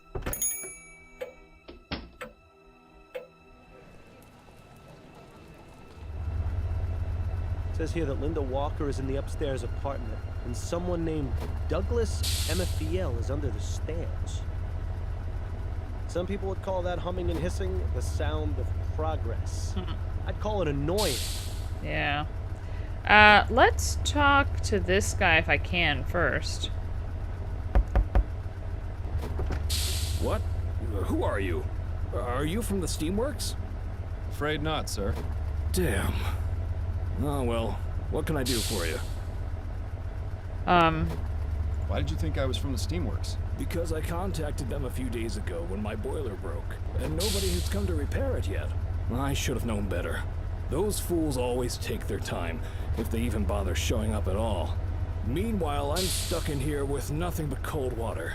If I catch pneumonia and die, you'll know who to blame. Do you know Linda Walker? Of course. She lives upstairs. Who's asking? I'm Miles Fordham. I'm trying to find Linda so I can speak with her. What's your business with her? I'm afraid that's private. Well, she's out right now. You'll have to come back another time if you want to visit her. Have you got any idea when Mrs. Walker will be back?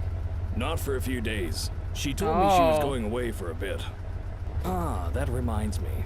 She asked me to water her plants while she was gone. Just need to remember where I put the spare key. Did you say something about having a spare key to Mrs. Walker's apartment? Sure. I'm her landlord. I look after the place when she's gone. Got a bit of a green thumb, that one, so she puts me in charge of watering her plants. The trip up is a bit of a pain, though. My hips aren't what they used to be. I'm a private detective, and it's of the utmost importance that I get that key from you. Right. Private detective. I don't have to do anything you say. You're not really the law. So nice try, but I'm not betraying Mrs. Walker's trust so easily. He says that now, but I'm willing to bet he'd do it if it benefited him in some way. Sorry to bother you, sir. The boiler? Miles, what are you doing? You don't know the first thing about steam engine repair. It can't be that hard to work out. If you're serious about getting it fixed, I'd suggest looking for someone who knows about this sort of thing first. But if you just want to charge in blindly, be my guest. Start a valve. These pipes are connected to the flue. They must heat up the water in this overgrown tea kettle. Find fuel source. The lighter. Blue.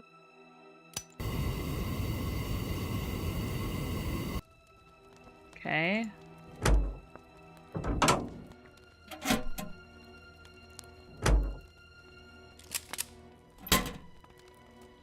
No. There we go.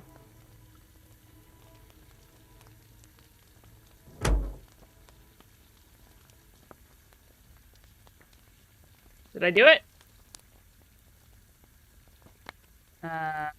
Steam valve?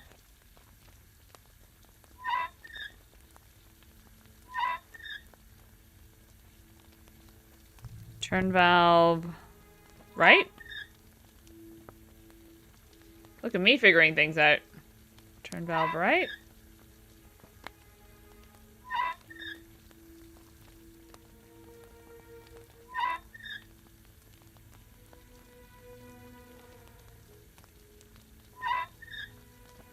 Oh, don't want that.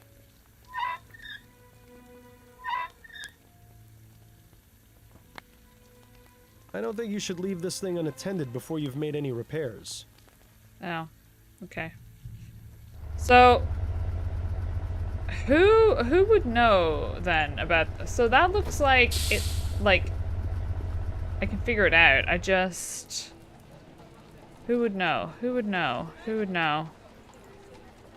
Maybe Arthur? He's busy with... No. Who knows about these things? Oh, this guy. Chester. I've got some more questions, Mr. LaFay. I've got questions totally unrelated to the case. Do you know anything about fixing a steam boiler? Bit of an odd question, isn't it? I thought perhaps you might have occasion to fix your heater.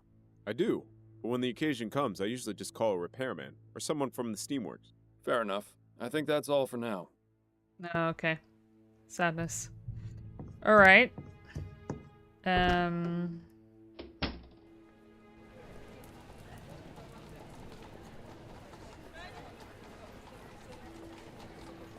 Let's just try, shall we? Some people would call that some people... Okay, let's try this. I reckon I've got a fairly good idea of what I need to do.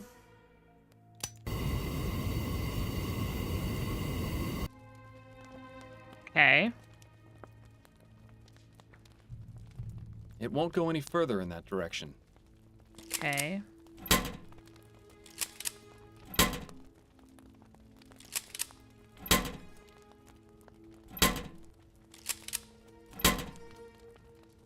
Turn left. It won't go.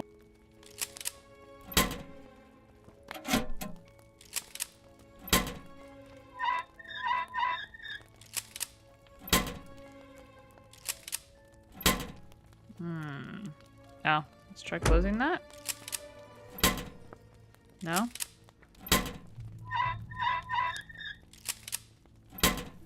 There we go.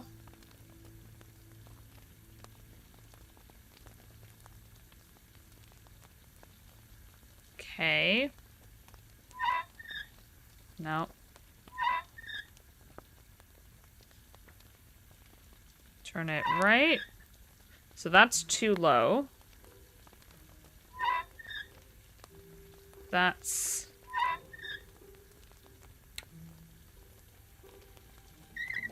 Oh no.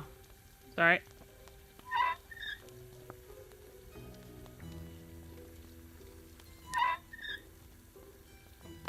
No, that's not. Okay. Turn it left.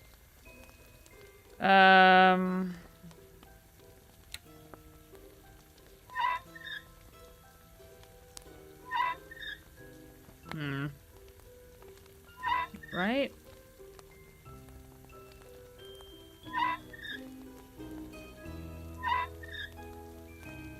But this doesn't work then. It won't go any further. Okay. Like, that seems to be in the right location, but this isn't? Does it matter which one I do? No.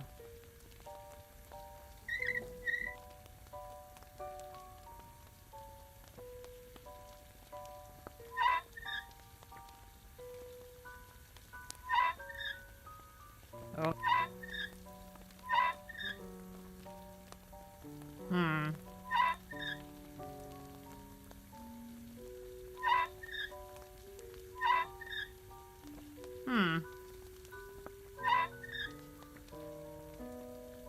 Is this not... I don't think you should leave this thing unattended before you've made any repairs. Okay, so that's not what it's supposed to be at. Alright, hold on a second. I'm trying to figure this out on my own. I'm sure I can get help, but also...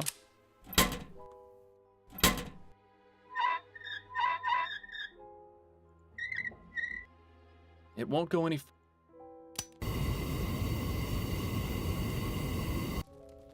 Okay.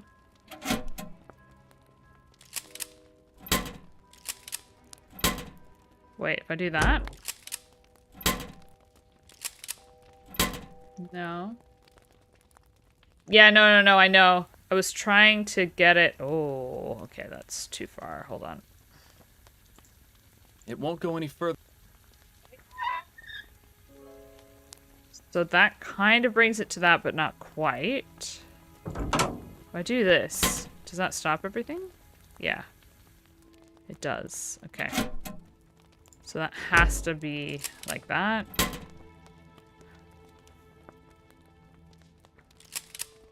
Okay. Hey! Got it in one go. Oh. No, I didn't. I blew it up. What the? My boiler! What have you done? I do apologize. You're one of those saboteurs, aren't you? One of those Whoops. Redites. No, I'm calling the police, you no-good troublemaking bastard. That was a mistake. Now you've really done it, Miles. Best not to stick around here too long. Can I load? That's not what I wanted to do. You really made a mess of that thing, Miles. It says here that...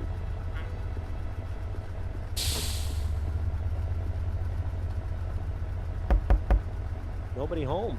Now what? Whoops. So... Okay.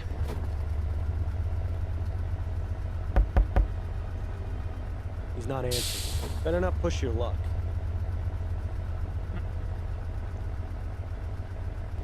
That didn't happen the last time.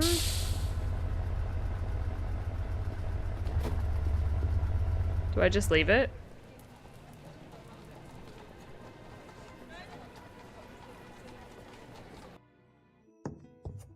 Welcome.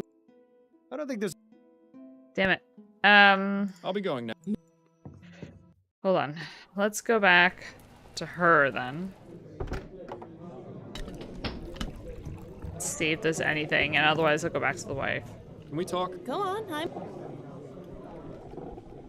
Yeah, no. Then... Damn.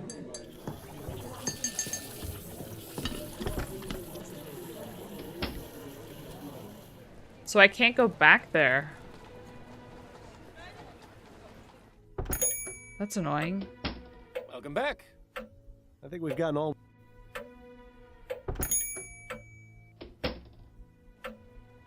I think I'm gonna have to,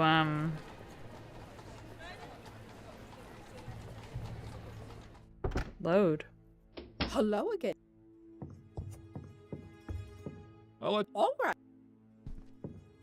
Damn. I'll be going. May the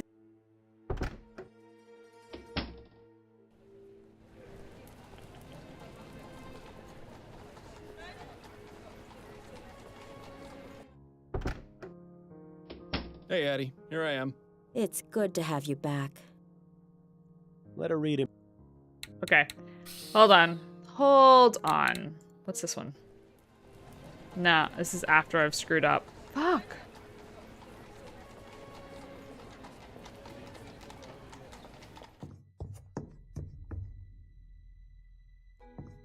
I'll let you know if I have. Sit tight, Mrs. I wouldn't get too close, Miles.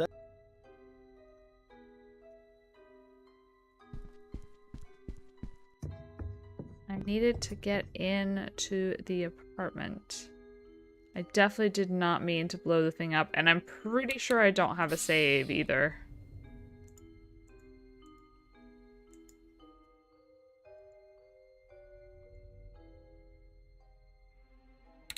Where does this save? No.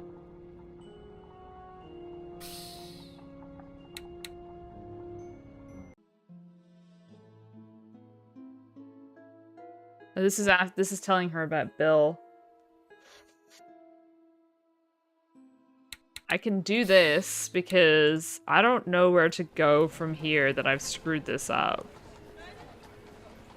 So it's definitely not a wrap-up kind of moment, for sure. Do you suppose LaFay... I don't think he... Damn it.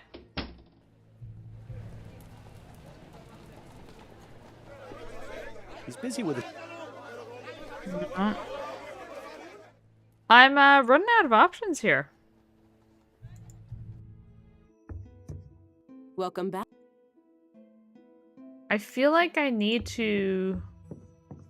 I think I've seen one of these. It's a... Well...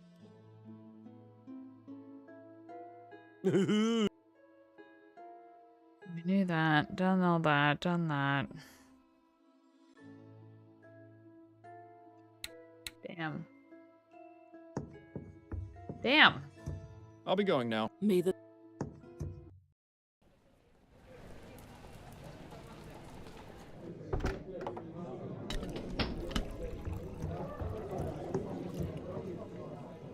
Can we talk? Go on. Because I don't I'm ready to actually... wrap. Okay. Not ready yet. Actually, I'm... Okay. That's it. I need to load. I'm not leaving this case as unsolvable. Sorry. I gotta do this. I gotta do this. I gotta do this. I gotta load. So we just have to go through this again. Could I ask you? Sir. I need to tell her about Bill. I don't hear the voices of all spirits. Miles, Yeah, what yeah, are you yeah. doing? Ah, This is a very... do you know Yes, he died. what happened? He was on a... Da Bill da wanted me to shoot da. and Sorry, I struggled. have to skip through Bill this. Oh, We did God. this. You We've been poor through darling. this. Well, he is now. But normally, I've told him I see. You do well. I know. Your story, if I find... Thank you, Miss. Okay. Oh, that could have turned out much worse. Thank you for the information. It was my... Okay. Done that. Let me go back to the house. There was the handwritten... I'll be going now. The handwritten note that I still needed to find, I'm pretty sure. And then we need to go and do the thing.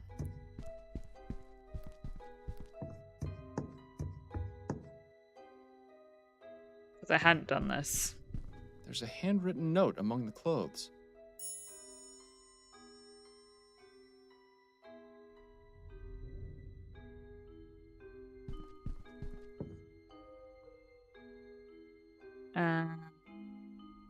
Let's ask her. We did this as I have some well. questions. Handwritten note. I found this note in your bedroom. I've never seen that. Are you at? Mr. Fordham. Would it be? Out of the question, Miss. Yes, I. What a life these... That's all for now. Very well. Okay. Save. And then we'll go and talk to what's her name at the coffee place.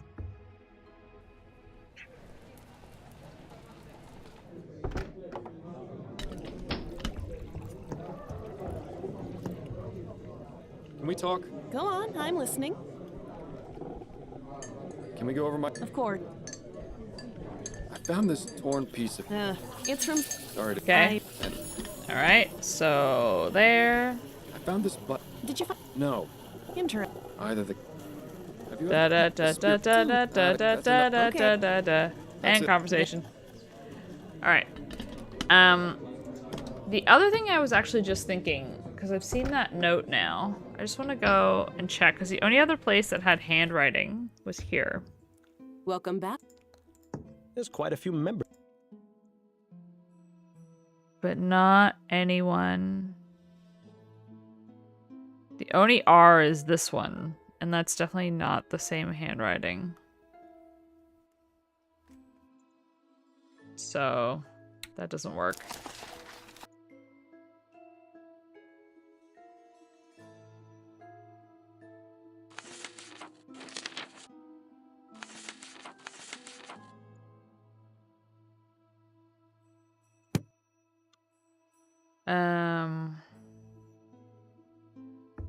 I'll be going. Okay. So, now we have to go do this.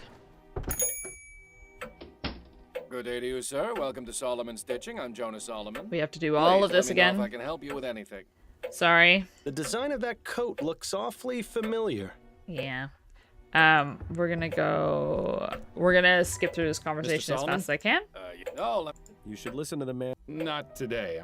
Actually... questions. Okay. We're just gonna casually Well, life true. And in...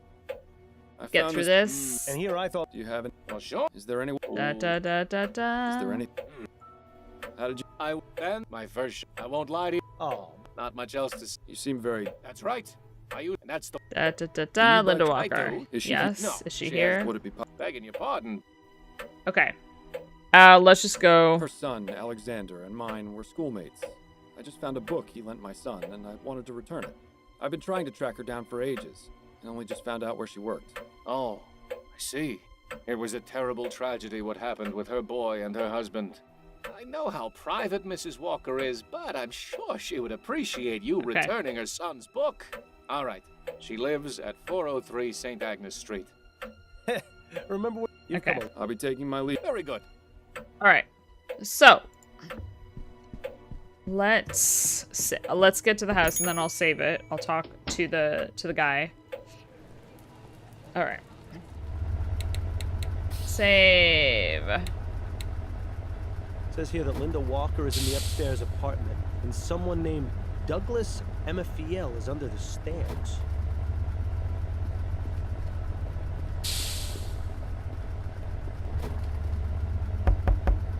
Nobody home. Now what?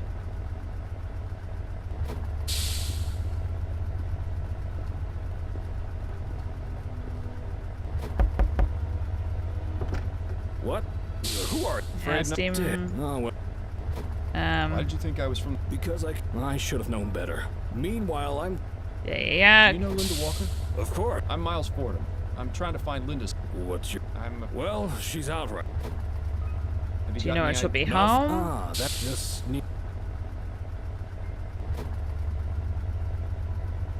Did you say something about having a... Sure. Got it. The trip up is a... Sorry to bother you, sir. I'll just be on my way.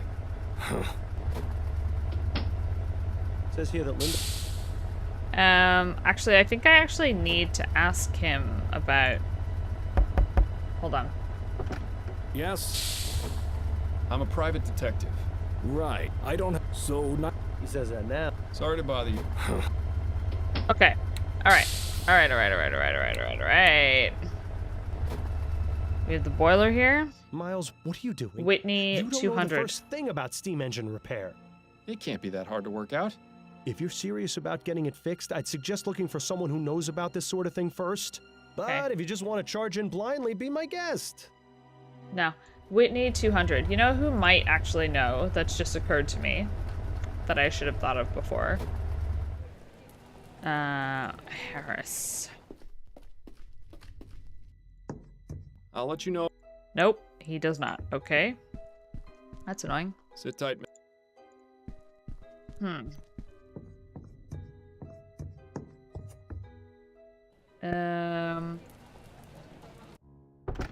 See if she I'm here. has... Seeing you come home always puts a smile on my face. Aw, thanks, hon. Addie? What do you need, dear? Addie, you wouldn't happen to have any manuals on repairing steam engines in your library, would you? Thinking of changing careers? No, there's just a boiler that needs repairing and I need to figure out how to do it. A boiler? What kind of engine is it? Whitney I'm not 200. sure, but it had Whitney 200 embossed on the side. Oh, of course. That's one of the most common steam engines around, used in practically everything. In fact, the player piano at the Firkin and Fryer had one, and that thing was always going out of alignment. If that's all that's happened with this one, I know how to fix it. Used to have to do it all the time. Adelaide Fordham, you are just full of surprises. Where is this boiler? Not terribly far. It's a townhouse on St. Agnes in Livingston. Let's go then. I could use some fresh air. Oh my god, I love her. Not quite a player piano, but it shouldn't be too tough. Would you like me to walk you through it, or would you prefer I fix it myself? Please, tell me what I need to do. All right, let's take a closer look.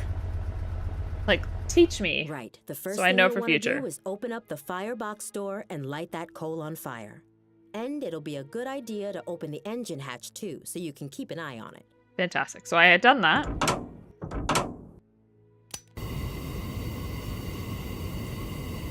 That was easy enough. What's next? Now you want to open the flue and close the fire door so the water in the tank starts boiling.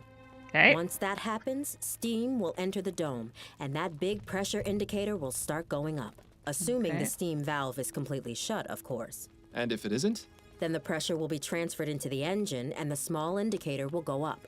You want to use the valves to balance out the pressure and get just the right amount into the engine before starting it up. And what is the right amount? If I remember correctly, it was 3 on the small gauge. Less than that, and the engine won't start. Any higher will tear the thing apart. And that's All what I right. did wrong. Here goes nothing. Alright, open that. Close that.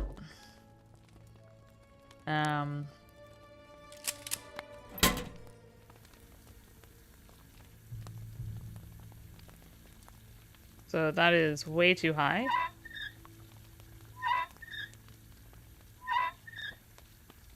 And we want to turn right. 3.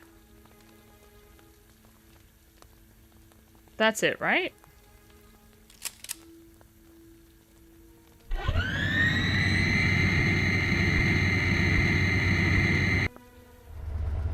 Nice work, Miles. Maybe if the private investigator That's how you thing do it. doesn't work out, we can start our own engine repair service. Boilers are a lot like people, you know. They need to let off steam occasionally, or else they explode.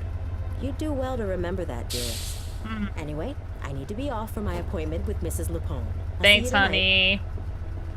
Love your work. You're the best. Sweet.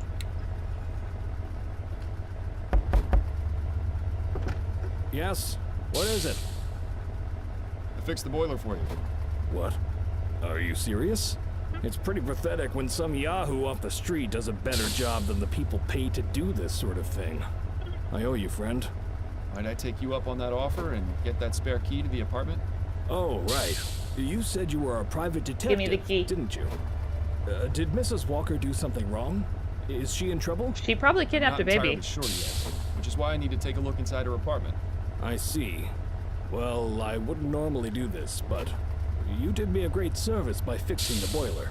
Hell yes, I can't did. just give you the spare key, but I can let you into the apartment. Great. That'll be just fine.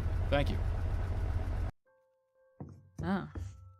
What in the ether? Cripes, did a tornado come through this place Yeah, or she's what? left. Looks as though she definitely left in a hurry. I wonder if she planned on ever coming back. I'll be waiting for you in the kitchen, Mr. Fordham. Just let me know when you're done looking around. 100% she's Torn taking this apart. baby. She took most everything. Well, it doesn't appear she had much to take. I thought my apartment was messy. Hey, Rose. How you doing, lovely? The books she left behind are all trashy romance novels. Why wouldn't she take those? They're clearly the best ones. Well, at least that painting cheers the place up a little bit. How's things? It's a boy. Can't be more than 7 or 8 years old. If that's Linda's son, why would she leave this behind? Good question. Because... The boy. Good question. Nice patterns. I wonder if Linda makes all her own clothes.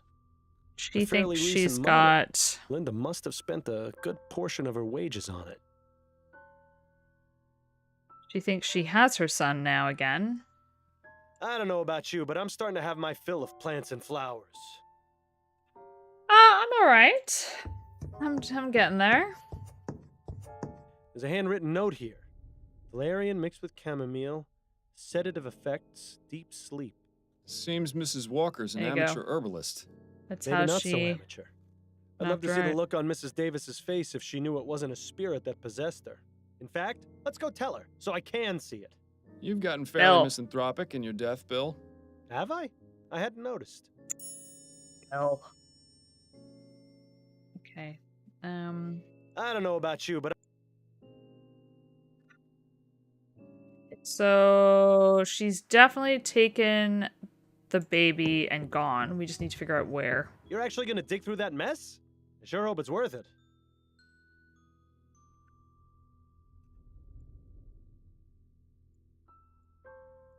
A receipt with yesterday's date. One-way train ticket to Pierre in Lorraine. Departed this afternoon. Thought she could get away easy, it seems. Well, I hate to disappoint her. Yeah, absolutely. Absolutely not. Yeah, okay. We are gonna go find her and this baby, and absolutely not. I hope you were able to find out what you needed. I did, thank you. Yes, thank you for your cooperation. Alright. So, I guess there would have been no way for me to complete, like, I wouldn't have actually been able to solve the case if I hadn't loaded and done all that again. How do I get to her? I don't know, but let's go to Mrs. Davies first. Hello again, Mr. Fordham. Yes, Miss Davies, your friend is I a have some questions for you, Mrs. Davis. problem. All right. Mrs. Davis, where did you get the tea you drank on the night of the kidnapping? From my own private supply, I drink a blend of hibiscus and elderberry. It clears the mind and puts me more in tune with the spirits. Did it taste off to you? No. Why do you ask? Because I think your tea may have been drugged. Wait, are you saying? I believe Mrs. Walker used her own herbs to drug your tea, knowing you'd drink a cup the following evening. She then snuck into the house after you'd fallen asleep and took the child. Yeah, 100%. Oh my word, I never would have thought. I know, Mrs. Davis. But don't worry, I'm doing everything I can to find her. Oh, may the spirits guide you, Mr. Fordham. 100% Thank you her. for your time, Mrs. Davis. Oh, you're very welcome. Okay, so...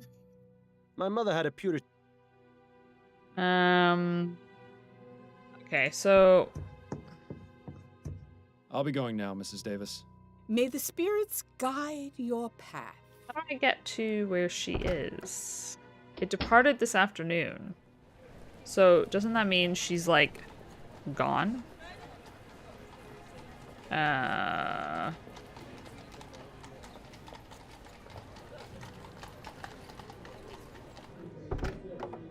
gonna say, I don't think she's going back to work. Can we talk? Go on, I'm listening. Oh, definitely not wrap-up case. I'm ready to wrap. Oh. No. Actually, Okay. that's it. Okay, so that doesn't help me. Okay. We need to go... How do I get on a train? I'll let you know. These guys I can't talk to. Sit tight. Alright. Wait, did I need to take that receipt? Let me go back here. Please hold. Stay hydrated. I actually finished... Your ass puts others. You should talk to the landlord if you want to get back in there. Hold on. I need to go back in, sorry. I technically need more Yes? What is it? green mint tea, but I'm gonna... Do you think I might have another look inside Mrs. Walker's apartment? I'm gonna wait, All because right, I think let's go. I'm going, once I solve this case, I'm gonna take, it's just gonna be a short stream, and then I will come back to stream maybe later. I don't Receipt know with yet. yesterday's date. One-way train ticket to Pierre in Lorraine. Departed this afternoon. Thought she could get away. That's just the receipt. Is there anything else?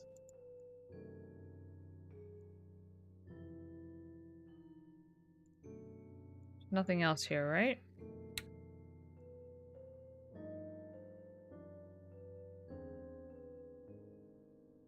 Is there anything I'm missing? These will make great evidence in Linda's trial. Torn apart. She took... I don't think there is anything else here. Oh. That bit of torn wallpaper looks almost deliberate. There we go. What do you know? She hid a book behind the wallpaper. Looks like a journal. I don't believe it. Can it be true? At tonight's meeting, I struck up a conversation with Henrietta. Charles Harris was born the day Alexander died, and he has blue eyes. I know I shouldn't jump to conclusions, but this is too perfect to be a fluke. To be sure, I need to find something of Alexander's appropriate for an infant. Maybe his old bear. April 20th. Charles loved Barney. Henrietta told me she's never seen him react with such joy to any of his other playthings. There is no doubt now in my mind. Charles Harris is the reincarnation of my beloved Alexander. At last we can be together again. At last I can seek his forgiveness. I just need to find a way to take him from his false parents without getting dear Henrietta in trouble. Oh my actual God. August 24th. I had the nightmare again last night. Alexander's cries of "Why did you do it, mother?" were nearly too much to bear. When I have him again, I can finally explain that I didn't do anything to stop him. Thomas was a monster, and I was at my wit's end. Dear Samuel had helped me so much, and there was no turning back once he had consumed the tainted pie. How was I to know? Alexander's friend would take ill, and he would arrive home early. Watching my boy share the poisoned meal with his father was the worst moment of my life. I must get him back. October 6th. Finally, after months of thinking, I have a plan. Samuel's instruction on the nature of plants has been the key. I will visit Henrietta tonight at the Harris residence and prepare everything. It must look as though a burglar entered the nursery and tore his coat. In 2 nights, I'll have my baby again. Oh my God. This is pretty damn incriminating. I'll say. Oh, we've got you now, Linda. Thought you could be clever and get away with the baby, did you? Bill? Well, you thought wrong. With Fordham and Legere on the case, the only thing you're getting is a one-way trip to jail. Bill? And the worst part is how sloppy she was. I mean, really? She couldn't think to pick up a button? She might as well have left a signed confession in the crib for all the good it did her. Bill, would you just shut up, for God's sake? Huh? Is everything all right? Yes, everything's just fine. I just stubbed my toe on the bed frame. You ought to be more careful, Mr. Fordham. Yeah. Sorry, Miles. You know how I get when we're close to solving a case. You always do this. I need to concentrate, and I can't hear myself think with you yapping away. Right. Sorry. I'll keep it to myself. Thank you. But you have to admit, she really would have saved us the trouble if... Bill. Right. Not another peep. As you were. Oh my God. Well, I'd say we have everything we need to prove it was Linda who drugged Mrs. Davis's tea and took the child. Bill. I love him so much. We know where she's going, too. Upton will want to know about this as soon as possible. Okay. So is there anything else I need to do as far as... I hope you were able to find out what you needed. Yes, I was. Thank you for your cooperation. Okay. Is there anything else? Don't think so. I think we just go here. Just casually save, just in case. I knew it was Linda. The second he started talking about it, I was like, it's Linda. Can we talk? Go on, I'm listening. And even before I knew about her past, I was like, she had a child. I'm ready to wrap this case up. She had a baby. Okay, She had a child who's she your lost. prime suspect? It was Linda Walker, Who is she? a seamstress who befriended the Harris family nanny. She took the child because she believes he's the reincarnation of her deceased son, whom she accidentally poisoned. My God. You'll find a journal explaining her motive at her apartment, as well as the plants she used to drug Mrs. Davis. But what about the broken window in the nursery? All part of a false crime scene she set up to draw our attention away from her. Excellent work, Miles. Did you manage to find out where Mrs. Walker is now? Yes, I found a receipt for a one-way train ticket to Pierre, which departed this afternoon. Fantastic. We can send a telegram to the train station and have her arrested upon arrival. You've done extremely well, Fordham. Snelling could only hope to have a detective as good as you again. You flatter me. Then I'd better stop before your head gets any bigger. All right, Miles. I'll go through the proper channels and report your information as an anonymous tip. And of course, I'll dip into the department's Good Samaritan fund to get you proper compensation for your work. Oh, thanks. For now, go home to your wife. I'm sure I'll have something else for you to look into fairly soon. That's not quite as shocking as the last case, Welcome but... to Lorraine. An awfully cute baby you got there. Oh, thank you, sir. This is my son, Alexander. No, it's not. Alexander. That's a good name. Strong name. Yes, thank you. I don't mean to be rude, but I'm in a bit of a hurry and I need to get to my hotel. Of course. I won't keep you any longer, Mrs. Walker. Thank you. Wait. How did you know my name? I didn't. It was a lucky guess. But now, seeing as I know your name, allow me to tell you mine. I'm Sheriff Zeke Dollarhide.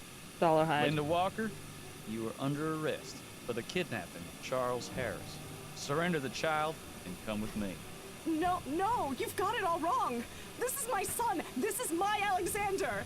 Ma'am, please don't make this difficult. Come along to the station and we'll get this all sorted out. Oh, dear. Addie, are you home? Still at her appointment, it would seem. You know, Miles, I have to say, I'm proud of you. Why's that? It's because you actually listened. So does this mean you'll keep quiet until morning? I said I was proud of you. I didn't say you were getting a reprieve. Then I need to figure out how I'm going to sleep through the night without the soporific. You worry about that too much, Miles. You can sleep when you're dead. You don't ever seem to. That's because I slept quite enough when I was alive.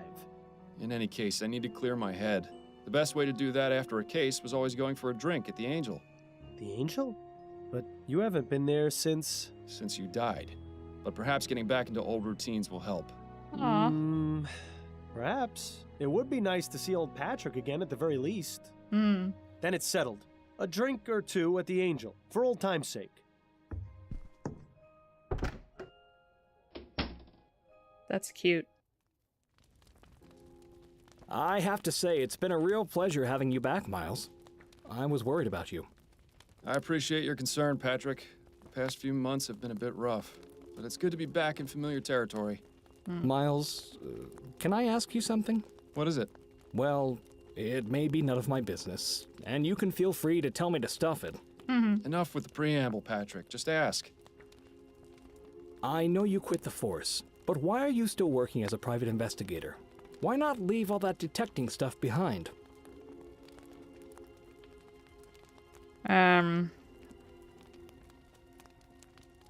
It's just something I have to do. If I don't, I'll go crazy. It's rare to meet someone so dedicated to their profession. No, it's not that. It's something else. It's really not worth getting into. Fair enough. Fair enough. Just figured I'd ask. Bill won't Now leave then, me alone. Will you be wanting another drink? I'm not sure. I've already had 2. I should probably be getting... Wait a minute.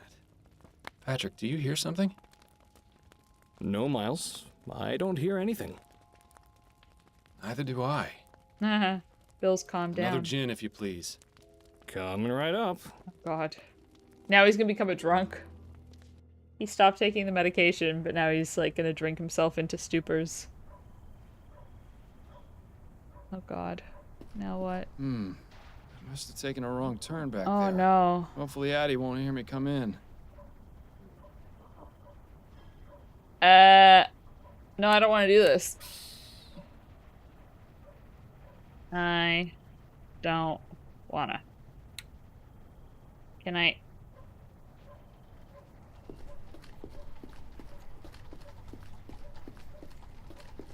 Excuse me, sir. Could you spare a shilling? That's the same dude. Here you are, my good man. You always were willing to help the less fortunate, weren't you? But perhaps you should start thinking about helping yourself. This is I the beg your dude. pardon? Yeah, I recognize Just the look voice. at yourself. I may be a beggar, but even I feel sorry for you.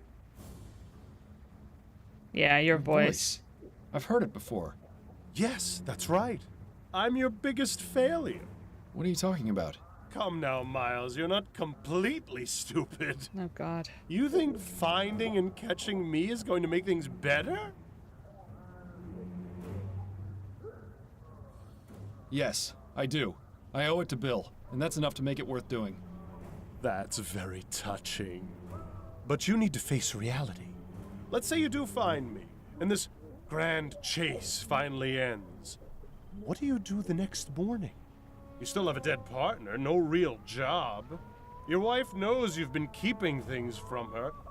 Even if you solve 100 So is this somebody cases, else in my head? it This won't is like leave that the voice in my head after I empty drink? feeling inside. What's your point? I'm all you've got, Miles. Once I'm gone, there'll be nothing left. So just admit it. You don't want to Yeah, this find is like in my Not head as well. really. Yeah. Okay. Bad dreams? You could say that.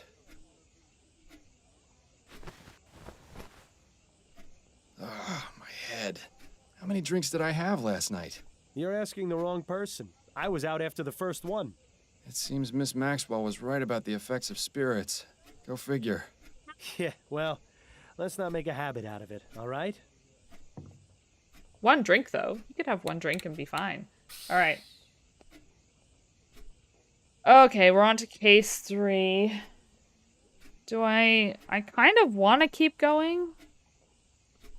Hold on. I'll take a quick break. Hold on. Case 3. Case 3. Save. All right. Give me a second. I do actually want to keep going. Just give me a second. I just need to stretch and nip to the bathroom and all that good stuff.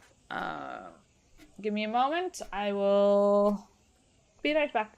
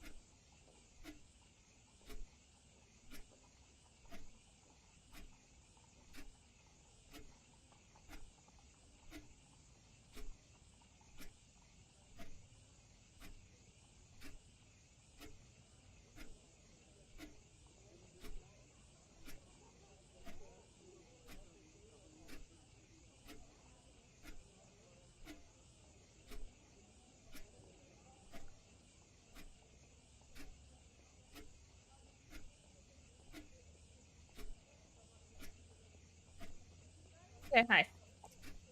I'm back. Ugh.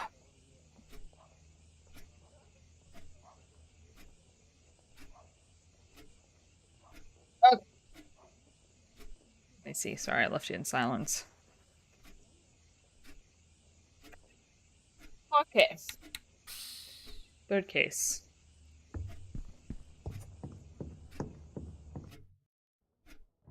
So, you're up at last.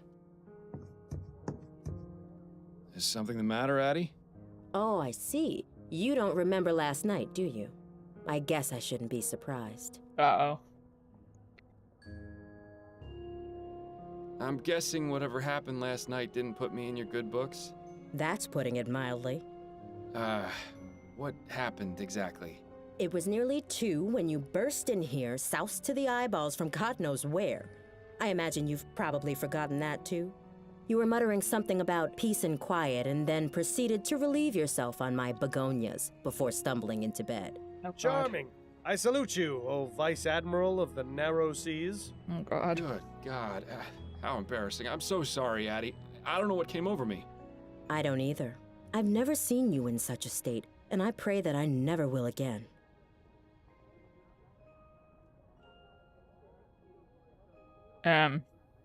I swear to you, this was a one-time mistake. You won't see me like that again. What possessed you to go out and get so drunk anyway? I decided to stop taking the soporific. It was interfering with my ability to focus on cases. I thought perhaps having a drink or two would help me sleep, and I got a bit carried away. I see. Well, I'm at least glad you've stopped taking that terrible medicine. Baby but steps, trading I guess. it for alcohol? This had better really be a one-time occurrence. Anyway, you got another message from Upton. It's there on the table, if you're feeling fit for the world now. Love you. Let's read the newspaper.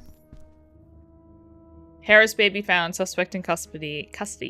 Charles Harris, infant son of Malcolm and Miriam Harris, was kidnapped days ago from his crib at the Harris family manor. Police investigators determined that Linda Walker, a friend of the baby's nanny, was the kidnapper. Walker was arrested in Pierre-Lorraine after fleeing New Bretagne with the child.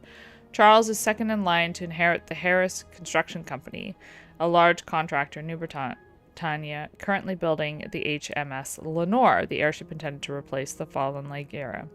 Chief of Police Reginald Snelling issued the following statement. My detectives should be commended for the outstanding work they did in finding baby Charles and bringing him home safely. Whoa, wait. Desiree Lathan, age 63, was found burned to death in her home yesterday morning. Police were called to the scene by a neighbor who smelled smoke, only to find the grisly scene. Miss Lathan in her bed, body burnt to ashes. The circumstances of Miss Lathan's death are unknown, but the police have not ruled out the possibility of foul play. Lathan was born in New Bretagne, the daughter of a wealthy plantation owner. She grew to become one of the most loved and respected of the Gascon grand dames. Although she had many suitors over the years, she never married. An avid reader, writer, and poet. This is going to be that whole, what's it called? Spontaneous combustion. Third mysterious murder. Yeah, so that's, I reckon this is the dude. Latest victim is Ines Bowditch, a construction worker. Single gunshot wound to the head. Two previous victims have also been men in Tremondy. Okay. Unless it's me going into stupors and doing it. God, I hope not.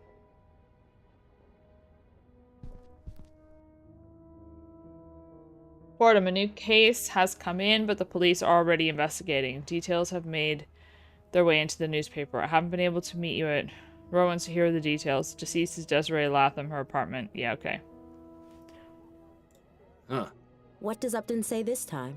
That she can't meet me, and that I should go straight to the scene of the crime. I wonder if that means the police have started to suspect that she's giving you these cases. She also says news of this case has been made public, and the police are already investigating. That explains the article in the newspaper. Which one? The one about Desiree Lathan, the woman who was found burnt to death. Ugh, that sounds absolutely dreadful. Where's the crime scene? 840 Right Way. It's not too far from here, thankfully. You're sure you're feeling up to this today? I'll be fine. The mental exercise will get me back to normal in no time. Okay. Well, this is shaping up to be quite the investigation. I should probably get a move on before the police ruin the crime scene any more than they already have. Good luck, Miles. And stay away from the bars, would you? Yes, dear. Love you. Okay. Case 3. Let's do this. Yoink. Have a lovely day, Addie. Good luck.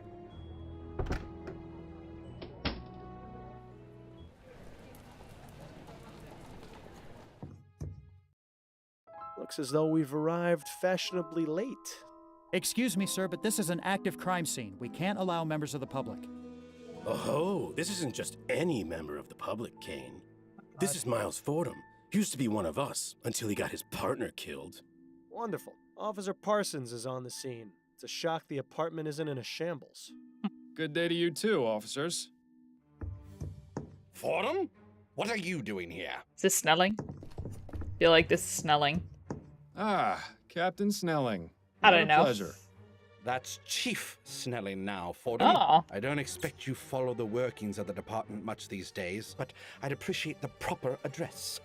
So nice to see that power hasn't gone to his head. My apologies, Chief Snelling.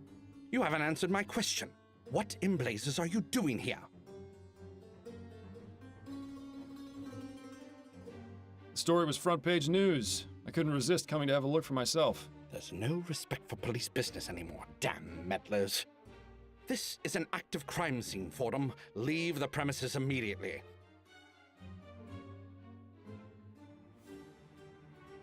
We could solve this case in no time if we work together, you know. We don't need any help. Not even from former detectives. Parsons, I'm going back to the station. I want you to report the minute you're done here. Understand? Yes, sir. Now, don't get any funny ideas, Fordham. If you so much as breathe on anything in here, I'll have you arrested for tampering with a crime scene. Do I make myself clear? Crystal. Yes, sir. I'm glad that's settled.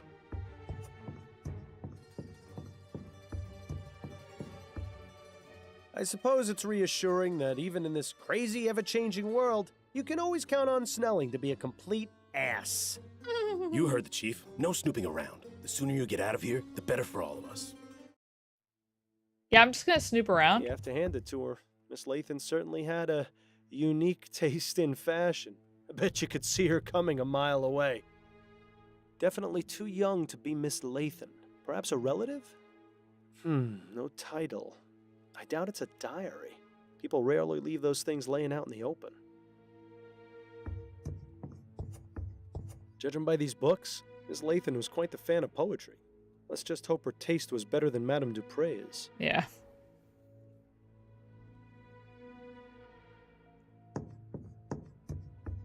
An invitation to the Gascon Grand Dame's Ball. It seems it was held 2 nights ago at the Gascon Supper Club. Might be worth looking into, seeing as it's our only lead right now. Hello, Officer Parsons. Excuse me, Officer Parsons. Clear off, Fordham. The chief doesn't want you here, and neither do I. You aren't on the force anymore, so you've got to respect the rules, just like every other citizen. I'd be respecting my fist if I were alive, believe me. I'm not trying to cause any trouble. I just want to ask a few questions. Well, if it will get you to leave faster. It will. What's up? What can you tell me about Desiree Lathan? Nothing. Because you don't know? No, because I'm not going to betray Chief Snelling's orders and divulge that information to the public. Come on, Parsons, you know me. What harm would it do to tell me just a little bit? Do I have to state the obvious? If it were up to me, you'd be in jail for murdering an officer. Wow. I wouldn't make such claims without knowing the facts, Parsons. It could get you in serious trouble. It'd be a real tragedy to see your career cut short and you back in the workhouse polishing airship rivets. You don't scare me, Fordham. Rest assured, the feeling is mutual.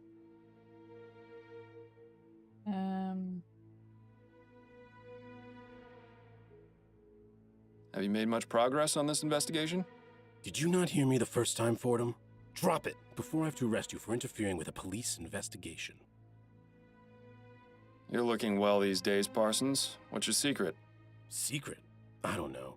Maybe something about getting a good night's sleep without blood on my hands? If I had shot, if I had used the pistol, I bet you this is like even more like, because I'm pretty sure I would have. How long has Officer Kane been on the force? I'm not one to gossip, Fordham. That's only the second most hypocritical thing I've heard today. Ask him yourself if you're so interested. I will, thank you. Why was Chief Snelling here anyway? He's the chief of police, and this is an official investigation. It doesn't take a grand leap of logic. Yes, but the chief of police never bothers with a crime scene unless it's of great importance. Your point? Does that mean this crime scene is, in fact, of great importance? You're the investigator, Fordham. I'll leave you to work that one out. That's all I wanted to know. Good.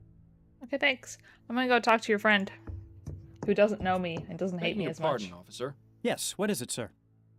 See, he's politer. Is there anything you can tell me about Desiree Lathan? I'm afraid not. You don't have clearance in this investigation. And there's nothing I can say to convince you otherwise? My superiors would be very upset if they knew I was breaking the rules. I'm sorry. I Very think the polite, at operative least. phrase in this instance is if they knew. We need to find a way to get Parsons out of here. Maybe we should visit Upton at the station. Okay. How long have you been on the force, officer? 2 months, sir. And how's it treating you so far? This is where I was meant to be. That's good to hear. Parsons mentioned you used to be a detective?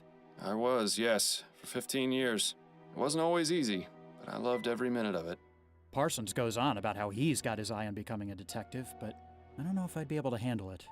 Is that right? Yes. He's up for review.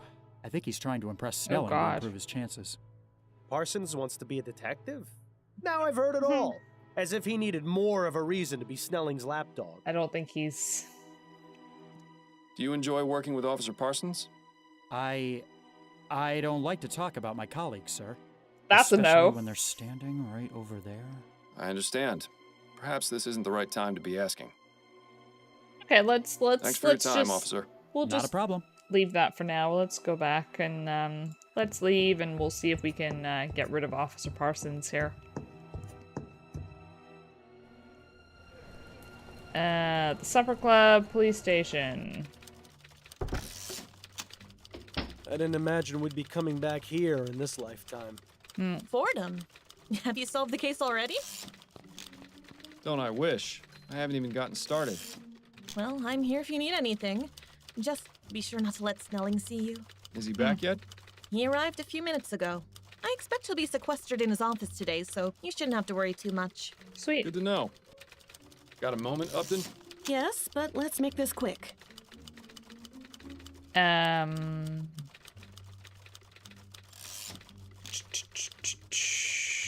Back to work, I see. Yes, well, the coffee shop holiday had to end eventually. I'm gonna have to find someplace else to meet you. The higher-ups are getting suspicious. Oh dear. To be honest, it was a bit wretched there. I won't miss it. Well then, Mr. Big Bug, you can have the honor of choosing the next place. Under a bridge somewhere, perhaps. I'm having some trouble with Officer Parsons. You and everyone else who's ever met him. What's the problem? He's keeping me away from the Lathan crime scene. Of course. He's one of the most loyal to Snelling. Any suggestions for how I might get him away so I can look around? I might have an idea. There are several reported crimes that haven't been assigned yet, and Parsons is itching to prove his investigative chops. He'd probably abandon his post for a good enough lead and the chance to impress Snelling. Upton, oh good, you impress me. Department politics are Upton, something oh of a good. specialty of mine. Have you been able to find any leads on Bill's death? Have you? Not yet, no. I don't want to get your hopes up, but I may have something. Oh? Oh? The man you're looking for, he was burgling a flower shop, right? Yes. I couldn't help but notice that in the last 2 cases you've had, plants have been used to drug people. It may just be a coincidence, but I also think it's something worth looking out for. If it becomes a pattern, there's a good chance it might be related. But 2 different people did the drugging. True, but in both cases, they learned from someone else. It's true, it was a Samuel. She learned It's from a stretch, but Samuel. it's better than nothing. I'll take it into consideration. Samuel. Any updates on the Harris baby? He's back home and doing well, thanks to you. I'm glad to hear it. You did an impressive job. I admit I was a bit concerned about how you'd fare after months of taking it easy.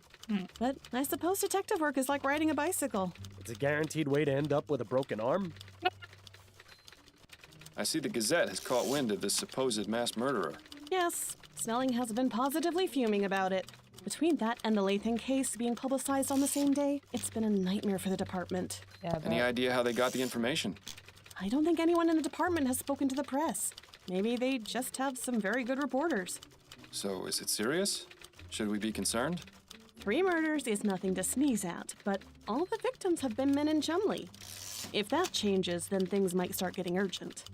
Isn't that just the way of things? You can bet they'd have already caught the bastard if the first body had turned up in Leon. I wonder if it's connected. About getting Parsons away. All right, these are the, as of yet, unassigned crimes. The body of a young man was found in the Hodgman River by the Gascon docks this morning. A woman in Chumley reported hearing a single gunshot in her neighbor's apartment last night. There was a deadly explosion at a factory in Worcester that may be linked to sabotage. And that's it for right now. Any of those strike your fancy? Give me the details about the factory explosion. The owner of the Hopkins Steelworks reported an explosion at his factory that killed 2 of his workers. He says he's been getting several threatening letters about his current project. And so he suspects someone has sabotaged the operation? Yes, likely the Redites. Do you think Parsons will be interested? Let's try another one. No, actually, let's try another one. All right, which one? Tell me more about the body found at the docks. An unidentified man in his 20s was found in the river near the docks. The dock worker who reported it said that the body was bloated and decomposing. He must have been in the river several days. Charming. Dr. Edwards performed a post-mortem and determined the cause of death to be a blow to the head. I see. Certainly leaves a lot of questions. Do you think Parsons will be interested? No, actually, let's try another one. All right, which one? Let's hear about the gunshot. Ethel Williamson reported hearing a sound she described as a single gunshot coming from her neighbor's apartment last night. She said she had been hearing arguments over the past several weeks, and there may have been domestic violence involved. When she knocked on the door, she got no answer, but she said she noticed the distinct smell of flowers. Intriguing. Do you think Parsons will be interested? Sounds good. Let's go with that one. All right, I'll send out the report as soon as we're done talking. Okay. That's it for now. Better get back to it then. That sounds like one I would be interested in.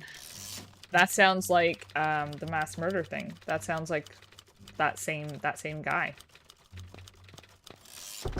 Interesting.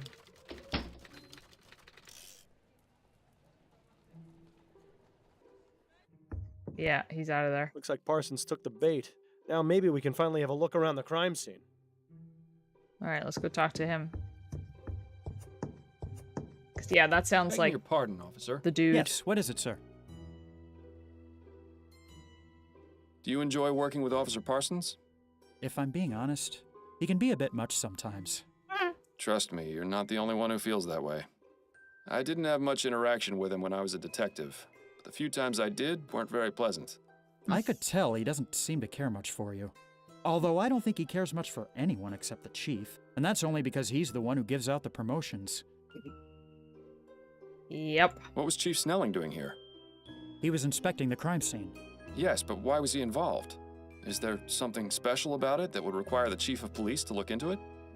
Well, someone thought it might be related to the big case we're not supposed to talk about. You mean the mass murderer? Yes, sir. I could see why the chief is upset that the news has gotten out. Yeah. And is it related? No. No, I don't believe so. But the news reports have been getting the public on edge. I think the crime I just sent him The to. less information there that is, one the is easier related. it is for rumors to start spreading. Exactly. Chief Snelling has a lot of fires to put out. If that's the case, it's too bad he didn't get to Ms. Lathan in time. Is there anything you can tell me about Desiree Lathan?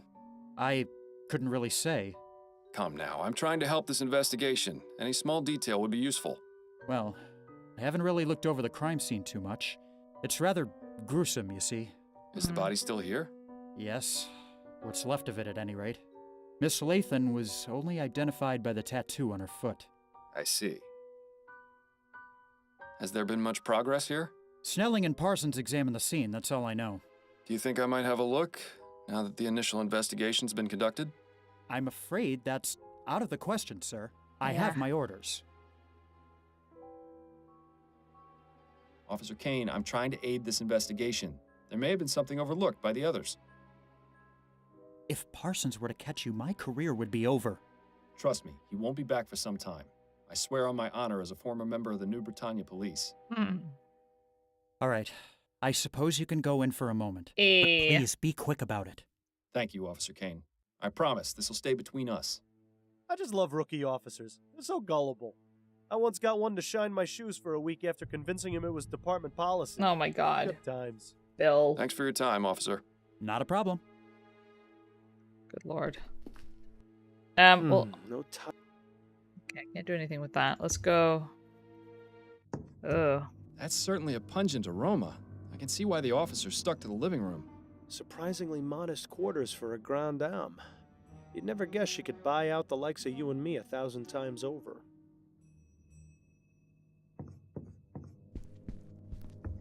That's a nice portrait of Miss Lathan. Too bad it was damaged by the fire. The area where the artist's signature should be has been singed and is unreadable. Too bad. But the date is still legible. It's from this year. The flames must have been fairly high to be able to stain the ceiling like that. Looks like this one barely managed to survive. Pity. It looked like a nice work of art. Ashes to ashes and all that. I'm glad I was buried. Cremation always seemed a bit too hot to handle. Now's not the time for jokes, Bill. Are you serious? Death is the best time for jokes. Otherwise, it's all just a bunch of boo-hoo-hoo this and wah-wah-wah that. And trust me, there's plenty of that in life. Hell, you'd know better than anyone. All right. Just shut it for a bit while I look over the crime scene, would you? I need to concentrate. Yeah. I don't think Desiree will be able to give us a hand with this investigation. Bro. Bill? What? I thought it was funny. This one's clean. Well, aside from the fact that the rest of the leg is burned off. There's a tattoo on her ankle. It says, "Dancing through life." Hate to break it to her, but that dance is over. Ugh, greasy, fetid, stinking ashes. Who knew the human body was capable of producing such a disgusting byproduct? I'm surprised the coroner hasn't taken the body away yet. Probably because there isn't much of a body left to take. Either that or Dr. Edwards knows better than to deal with something like this. That's extremely unlike him. He'd jump at the chance to examine this body. Perhaps we should allow him the pleasure. I hope you're not suggesting what I think you're suggesting. Alas, poor Desiree, a woman of infinite riches, of tastes most fancy. Where's all your money now? Come to think of it, that question might be worth answering. Okay. Oh. Miles, do you really want to go carrying around those stinking ashes in your pocket? It'll take ages to get the smell out. Good point. I'll need to find something to carry them in. Okay. Ash pile underneath. Odd. Another pile of ashes under the bed. Looks as though whatever she kept underneath got burned too. Or it could be that whatever was under the bed is what caught fire in the first place. Although, there's no evidence of what started it. All that's left is a small piece of cloth. Might as well take it. Okay. The cloth appears to have some oily residue on it. Interesting. There's a letter in here. Dear Miss Latham, this letter is to inform you that we have received your This just keeps request getting to more and make more interesting. changes The to law firm your of Usher and Price beneficiary. isn't too far from here. I think Last it's will and definitely testament. worth paying him a little visit. Okay.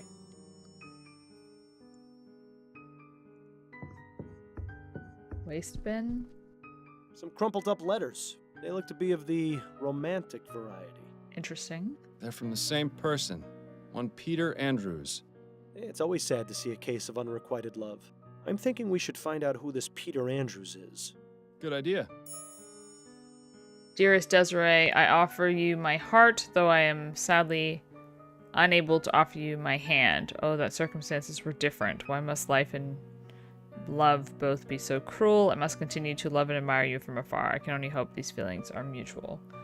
My dearest Desiree, once again I must declare my love for you, though you have not yet responded to any of my letters. I maintain hope that you care for me as I do for you.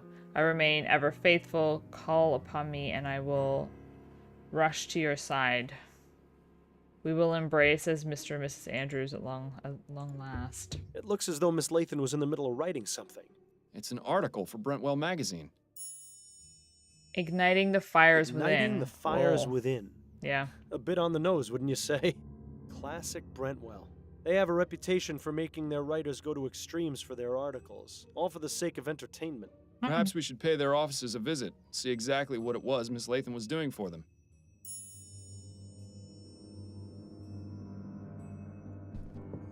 Doesn't look as though this fireplace has been used in a long time. Suppose we can rule it out as the source. As much as I like this painting, this isn't the time for art appreciation. Okay, I think just need. Is there anything else in the nightstand? Nothing else of interest in there. Is there any? Can I take the waste bin to put the ashes in? Nothing else of interest. Okay.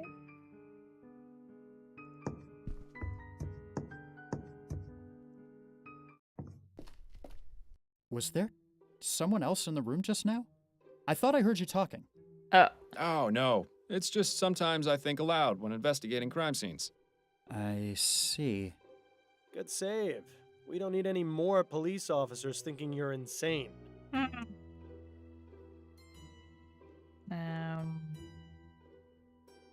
Got the bookcase. Judging by the... Let's just hope...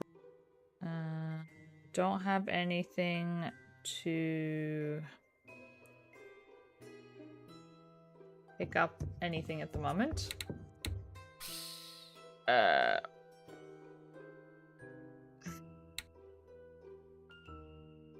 right, I think I'm actually gonna leave it here for now. I need to go and like stretch and do something. I'm getting a bit restless. So I'm gonna leave. I'm loving this. I will be playing this. I might be on later tonight. I might play this a bit more later. Hold on a second. Cause yeah, I'm thoroughly enjoying it, to be honest with you. It's good. Let's put on a little bit of this, I think. Okay. Alrighty. Let me find somewhere to take you. Thanks for hanging out. I hope you guys have been enjoying it. This is just the type of game that I love. I know it's not necessarily for everyone, but it's the type of game that I absolutely love. But yeah, I think I'll be on again later. I just don't know exactly when. What am I doing? That is not the right... That's not what I wanted. What do we got?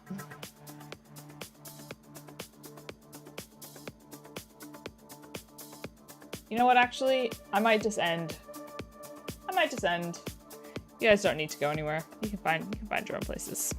I might just end here and leave it at that. And yeah, I think I'll be back later, and otherwise definitely tomorrow. But I'm thinking, yeah, you might see me again tonight. So until then, have a great morning, afternoon, evening, and yeah, hopefully I'll see you in a couple of hours. Have a good one.